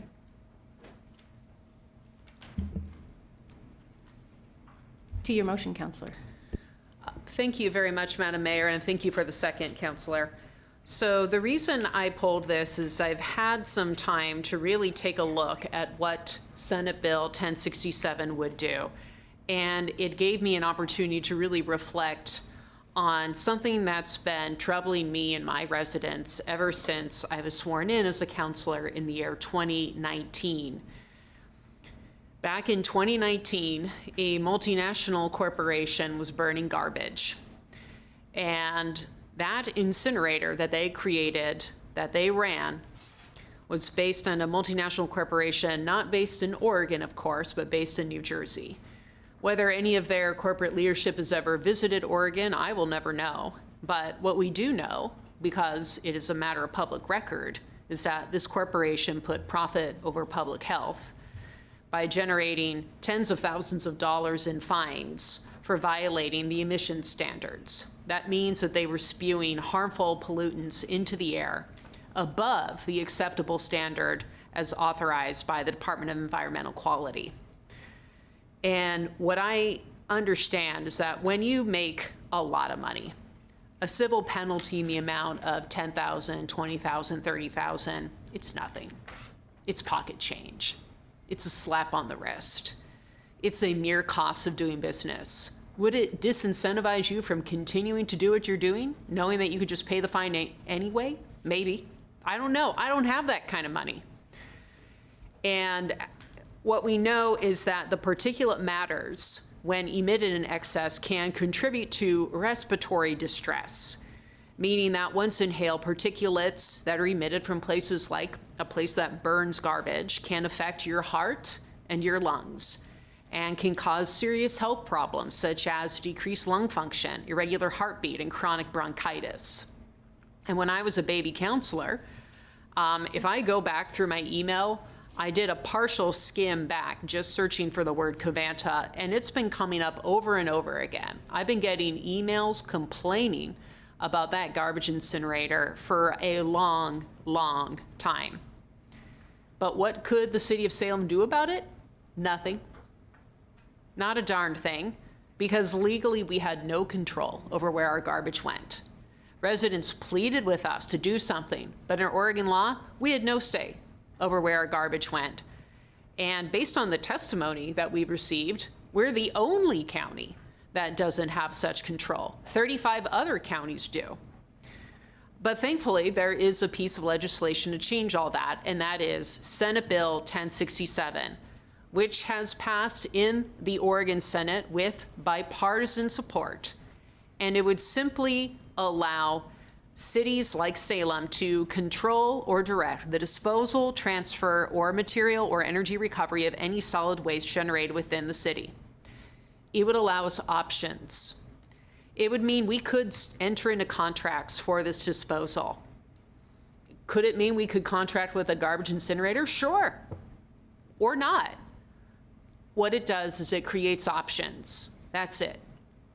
And we can still talk with, and should talk with, Marion County, with Polk County for that matter, with other cities for that matter. We can and we should. So to me, this legislation, and thank you, Senator Patterson, for bringing it forward, would give Salem residents hope in the possibility that we can decide where and how our garbage is disposed of. It sure would be nice to do that, because when there was a garbage incinerator that we had no control over, they broke the rules. And there's no reason to believe they would never break it again. I'm sure they would, because it's just the cost of doing business. So I feel strongly that not only should Senate Bill 1067 pass, there's another pending bill that would create a regional task force, a task force on municipal solid waste in the Willamette Valley. And that too is a good idea. And that task force, in my opinion, does not conflict with this because it's just a task force. Their job would be to, quote, study and identify solutions for solid waste disposal, and to, quote, review the findings and recommendations of the Regional Sustainable Materials Management Plan Task Force convened by Benton County. Again, these are very task force-y type things. They study a problem, they look into the problem, they retain subject matter experts on the problem. And under this group, the garbage haulers would have a say, the Association of Oregon Counties would have a say, the League of Oregon Cities would have a say. Look it up, it's in the bill. So I feel strongly that we need a regional solution now that Covanta or ReWorld or whatever it is they want to call themselves has moved out of town, because that garbage incinerator could light up again. it could cause harm again, particularly to the low-income residents who can't afford to live anywhere but next to a garbage incinerator. Because rich people do not locate next to a garbage incinerator. So for this reason, I think that we should be changing the recommendation. Your city staff report recommends that we oppose Senate Bill 1067. I respectfully disagree. I feel, having looked into this issue myself and having been hearing and getting an earful about the harms of Covanta and garbage incinerators more generally for the last several years, that this is finally an opportunity for us to simply have options and for us to sit around the same table and collaborate with our partners in Marion County and other cities who are affected by the same things, who breathe the same air. So for those reasons, I'm hoping that tonight we can bring a separate motion for council to support Senate Bill 1067. So that is where I'm at for now. So I have not made that motion yet. I want to initiate the discussion because as of right now, I've moved and we have a second to discuss the approval of 3.3B with the exception of Senate Bill 1067. So I just want to make sure we're compartmentalizing these two separate things. I welcome this conversation, and just like polling the last agenda item, let's have a conversation. Thank you, Councilor Nordyke. If I could ask Courtney Knox Bush to come down and maybe give a little bit of staff perspective on this. Good evening, everyone. Courtney Knox Bush, Chief Strategy Officer here in Salem. One of the things that I get to do is staff the City Council's Legislative Committee. And I want to just say that as we've heard from testimony and as we've heard on the floor tonight, this issue is multifaceted and it is a policy issue for you to consider. What staff do in a legislative realm is that we look from our lens on the potential operational impacts of an issue that might come forward. We rely heavily on the policy statements, which council approves. We don't have one right now for solid waste management, which is why this issue was brought to the committee, so that the committee could discuss, debate the issue, and if possible, sometimes you don't, as a council committee, refer the recommendation to the council as we've done this evening. On the issue in particular, I am not an expert in solid waste management, as we all know, and I just had the opportunity to present the summary, which is in your packets and was in the packet for the legislative committee. There are benefits and there are potential risks in anything that we bring forward to you, and we seek your policy direction about how you would like the city to represent its position on this particular issue. And if you have detailed questions about flow control, I know who to ask. Does anyone have questions for Courtney? Go ahead, Councilor Teigen. Thank you, Madam Mayor. Specific to city operations, so can you tell us who on city staff currently interacts with the solid waste program and how they're funded? I can introduce you to Ryan Zink, who does just that. Okay. Here he is. Ryan.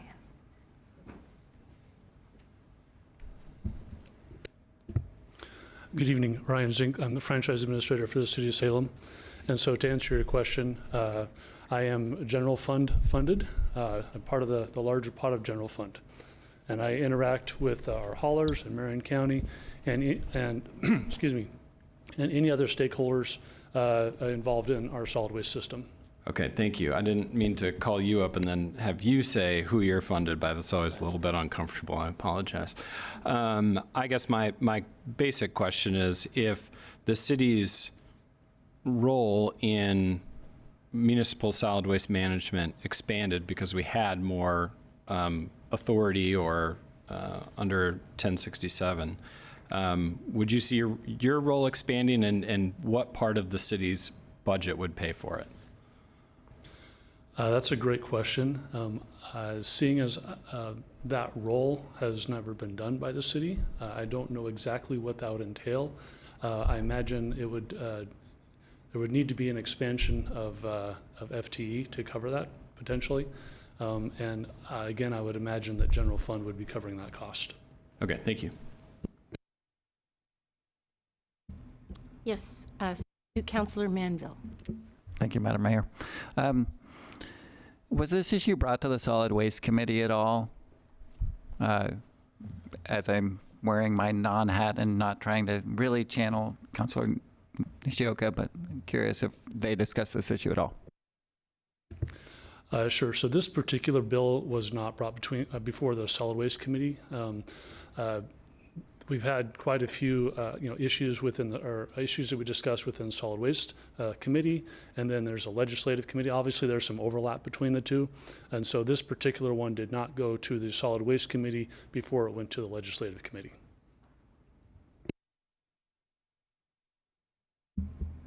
Anyone else? Yes, Councilor Nordyke. Thank you. Mr. Zink, is it true that the 35, that we were kind of unique, actually very unique in not having control? Because we received some written testimony indicating that 35 other counties had a lot more options and flexibility for cities, and that we were unique and that Marion County did not offer that same sort of flexibility. So I wouldn't say that we're the only county. We are one of 3 that has some type of flow control. So as was mentioned earlier, Metro, Lane County, and Marion County all have some type of flow control. 2 of those are legislated. The other, I believe, is more of a contractual agreement. I'm not super familiar with it, but it's a type of flow control. And just to be clear, Metro is 3 counties, isn't it? Is that right? Clackamas, Washington, and Multnomah, I believe. Okay. Any other questions? Councilor Barney. Thank you. I am supportive of Councilor Nordyke's motion to remove the Senate Bill 1067 from the bill report. I have some things to say about it, but I was wondering, are we going to have a follow-up motion for sure to have continued discussion on it? Sorry.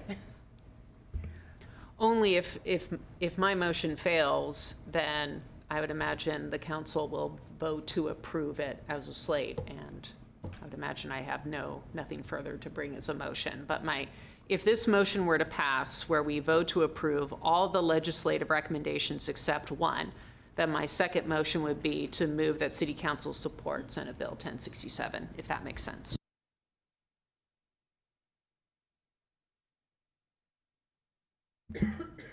Yes, it does. I'm just thinking of a substitute motion, but I think, go ahead. Councilor Matthews. So I apologize to have you come back up, Mr. Zink, but so that I can have a clear understanding kind of how our system works right now, right? So we essentially are in part of this franchise with the county, and as a benefit to that, we essentially take all of our trash from the entire county. It sounds like we have a recycling recovery program, a 64% recovery program, where approximately 64% of that is recycled out, and the remainder is all housed together, so we get a discount on our disposal. Whereas if we, is that right? Layman's terms.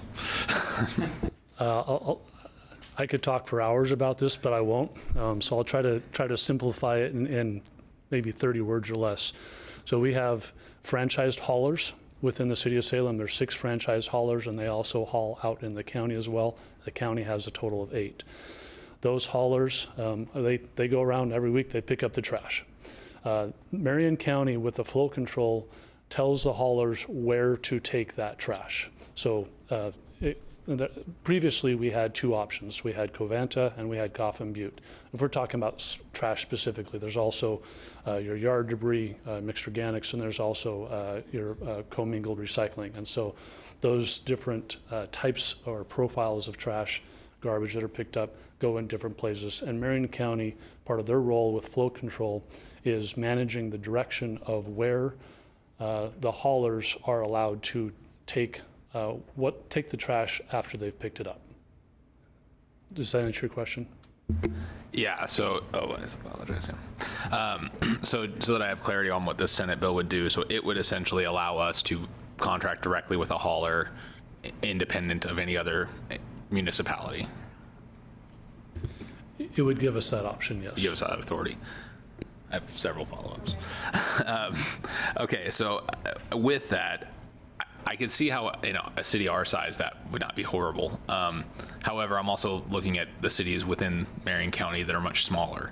And so how does this impact them if, for instance, this were to go through and we as an individual city were to decide to step out of any type of agreement with the county and working with these other cities, and we kind of made our own agreement? How would that impact their rates and their hauling potentially? Again, I'll try to keep my answer short because it's a very complex issue. But I think the long and short of it is understanding that as part of Marion County's role as maintaining that flow control or managing that flow control, there's funding that goes to Marion County to help support outreach and education. It pays for the household hazardous waste facility out at Salem Kaiser Transfer Station. Pays for, I'm forgetting, I won't look at my notes here, but there's a number of different county-wide programs that are paid for that benefit the entire county. And so if, as you, in your scenario, the city of Salem were to step out of that, the funding that goes to pay for that would be directed elsewhere. And so those programs would lose some of that funding. Councillor Matthews. I looked around first, see if any other hands were up before I took this one again. Okay, oh, you do, sorry. You're up next. So the last thing, and I heard this from a testimony tonight, and it's something I am not familiar with at all or know anything about, but it was this Recycle Modernization Act, and that it's coming online. And so how, with this being if this passes, and this was our potential baby at this point, our decision whether we wanted to move forward with having a franchise with the county or not, or agreement with the county, if we were to step out of that, would we have the capacity and the same requirement to meet this Recycle Modernization Act statute? Sure. So one element of the Recycling Modernization Act is that the responsibility of outreach and education around recycling. So again, RMA is specific to just recycling. It's trash and other things are not within the scope of that legislation.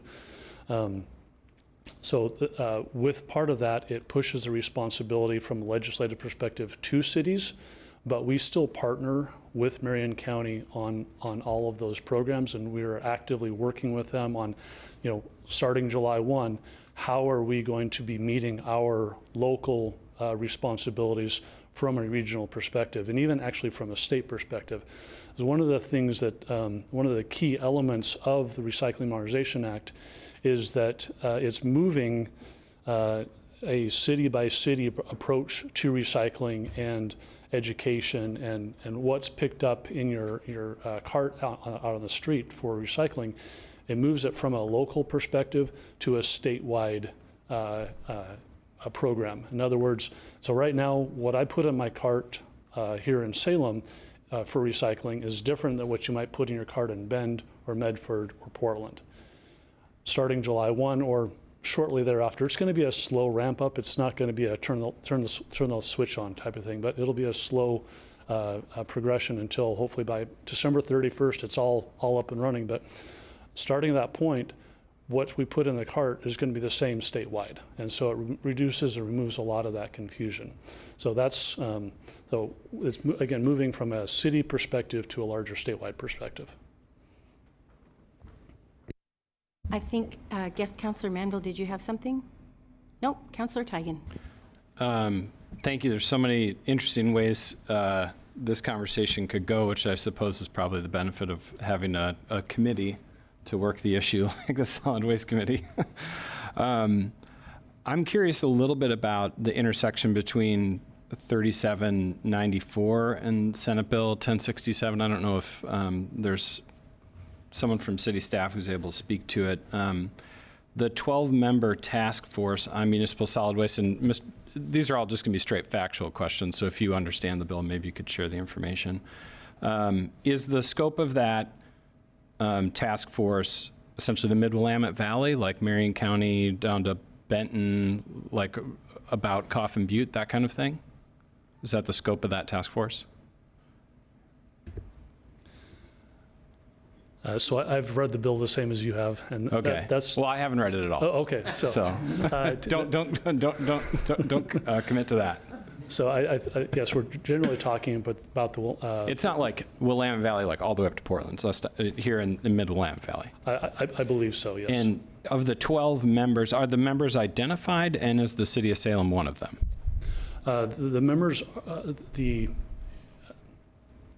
who is represented on that membership is identified. The city of Salem is not specifically identified. I do believe, if I recall, that the League of Oregon Cities. So there would be a member from the league Representing city.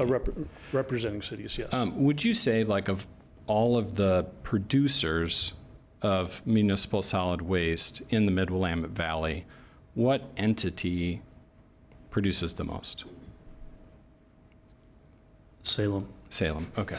Is that fair? Yeah, I think the thing that I'm thinking about really is about our own decision-making autonomy. The thing that I know about municipal solid waste is that there are no good solutions. And we're really trying hard, but no good solution exists. If you're concerned about methane, do you know what the #1 emitter of methane is in the Mid-Willamette Valley? Covanta, or not Covanta, but Coffin Butte. But if you're concerned about particulate matter, then the incinerator is the worst.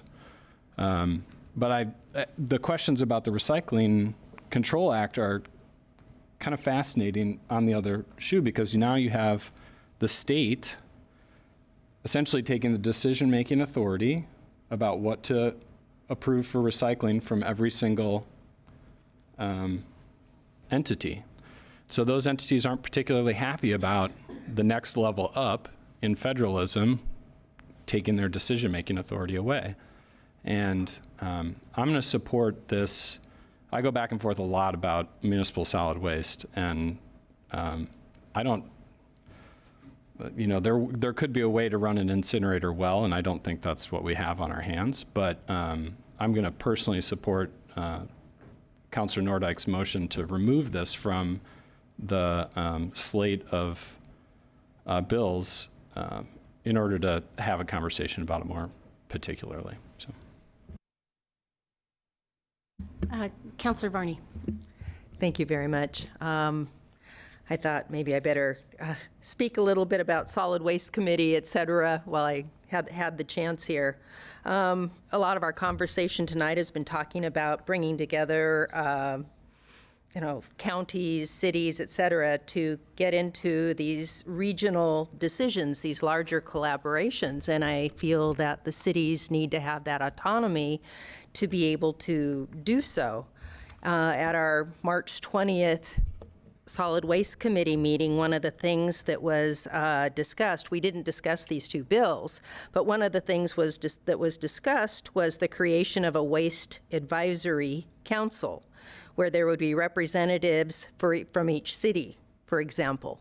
And so I think Senate Bill 1067 doesn't require us to do anything, but what it says is a city within Marion County may control or direct the disposal, transfer, material, or energy recovery of any solid waste generated within the city. So what's key here is may. It gives us that option. And then in addition to it, before we can exercise that authority granted to it, we have to adopt an ordinance. So it gives us multiple chances to discuss what we want to do moving forward.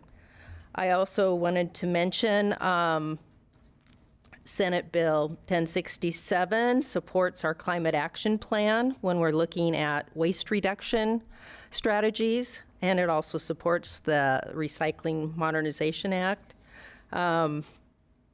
And then lastly, I wanted to say with these different collaborations with groups, I believe most of the, we're looking at Polk County and potential intergovernment agreements, working with the looking at the transfer station that they're looking at putting in. I feel it's important that we be and have the ability to be flexible, because there are a lot of things going on. So I am supporting your motion. Anything further? Councillor Brown. Thanks, Madam Mayor. I wasn't asking a lot of questions tonight, just because we get the luxury of sitting on both of those committees. But my question is, just for a point of order, we're not having that discussion tonight. The plan is just to pull it, right? And then have the conversation? I just want to make sure that I'm clear. I'm happy to restate the motion if that would be helpful, Madam Mayor. Please. Sure. So the motion on the floor is to approve Agenda Item 3.3B with the exception of Senate Bill 1067, which will be considered separately. And if that motion were to pass this evening, then I would be making a second motion to discuss further whether to support Senate Bill 1067. But the motion on the floor before you right now, Councillor Brown, doesn't ask that you take a position on 3.3B.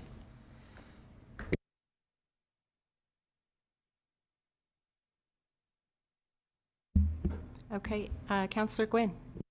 So I just wanted to say that I too serve on the Solid Waste Committee. And how long have we been doing that, Ryan? Over a year, right? 2 years. I don't know all there is to know about solid waste, but we have toured Covanta, Reworld, the MRF. We went to Coffin Butte. What else did we do? I mean, so we've toured all of these facilities. I'm also on the legislative committee. And I asked Courtney when this came before us, I said, what did Ryan say? And she said, this was Ryan's recommendation, or this was staff's recommendation. And I said, so Ryan supports this. And she said, yes. So I immediately said, well, then I'm for it. So we didn't have a lot of discussion at legislative committee. I trust especially, 2 years we've sat on that committee, and he's spent years developing and building the relationship with Marion County and the haulers. And so I voted the way I did because I trust his judgment, so.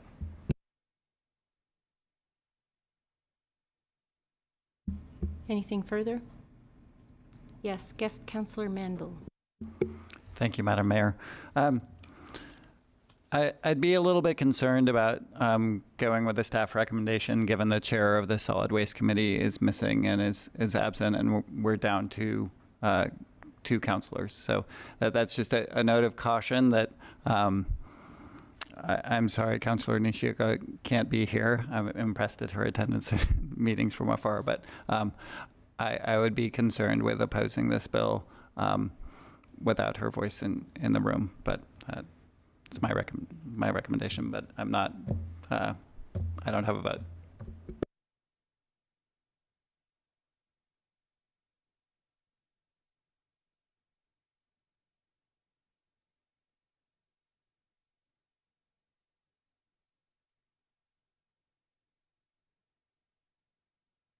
Anything further? You know, I don't always just feel 100% great about staff recommendations.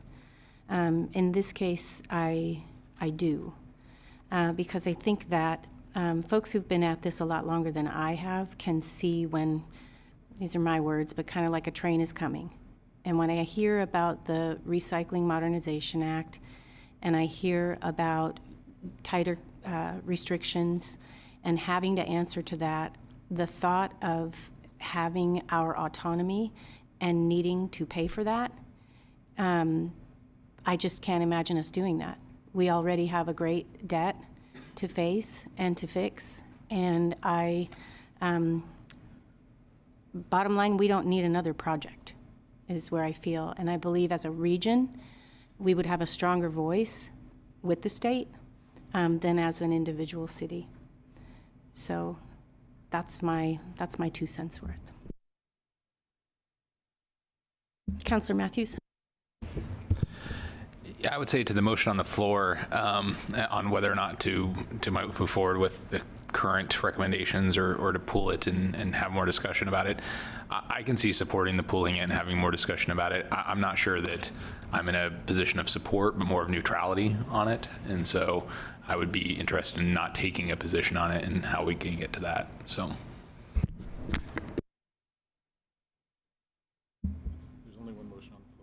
There's one motion on the floor right now. Councillor Matthews, I would be in support of that. For the opportunity for more discussion and for Councillor Nishioka to return and participate. Councillor Varney? No? So shall we vote then on Councillor Nordike's motion? Okay, will the recorder please call the roll? Councillor Nordike. Aye. Councillor Varney. Aye. Councillor Tigan. Aye. Councillor Nishioka is absent. Councillor Matthews. Aye. Councillor Gwynn. Aye. Councillor Brown. Aye. Mayor Julie Hoy.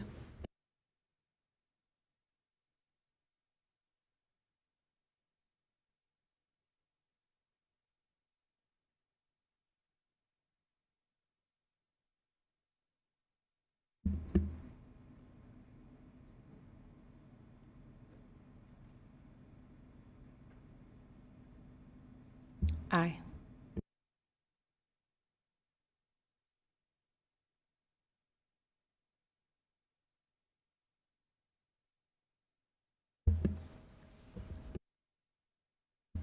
Councillor Nordike?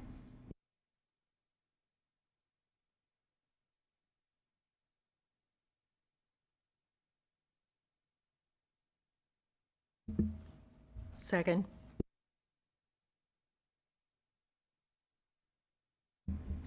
We have a motion and a second from Varney. Any discussion?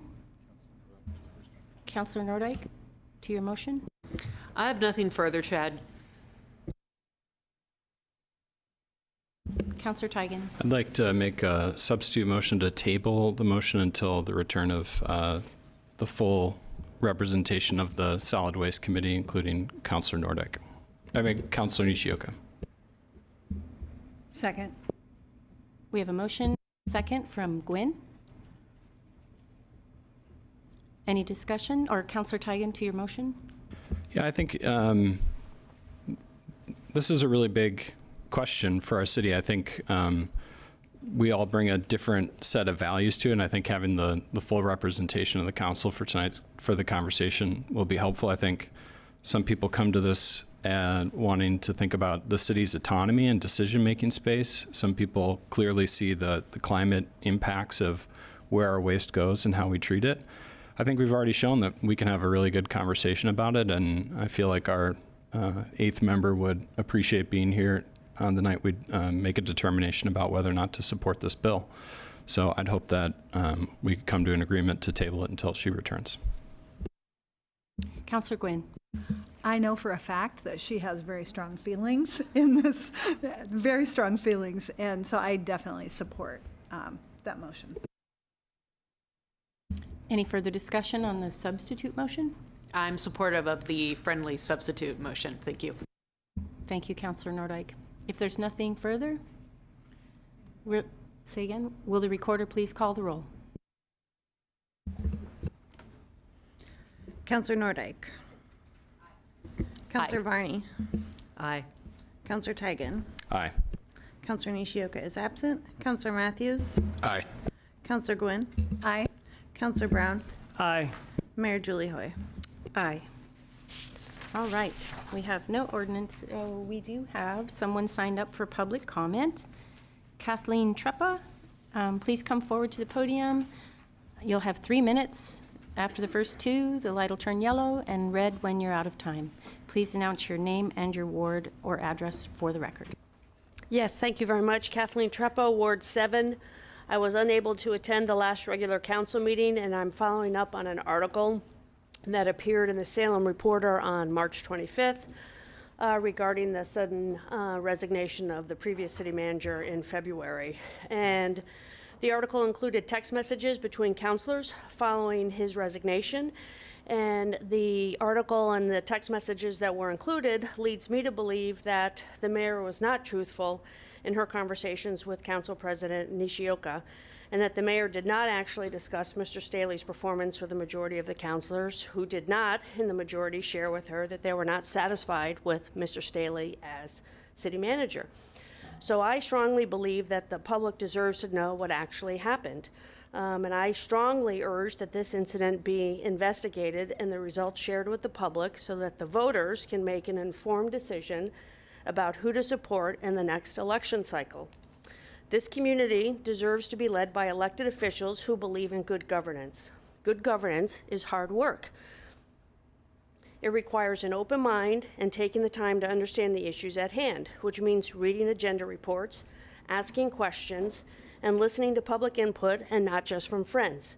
It requires dedication and effort and critical thinking and the courage to vote for outcomes that benefit the community as a whole and not just to further personal agendas or the business interests of campaign contributors.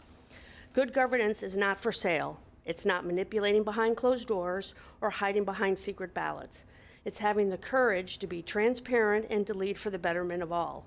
And this community deserves to know what happened behind the city manager's sudden resignation and whether any laws or codes were violated. So I would appreciate it, and on behalf of many people in this community, if this incident were investigated and if those findings were shared with the public. Thank you. Thank you for your testimony. If we have nothing further, we are adjourned.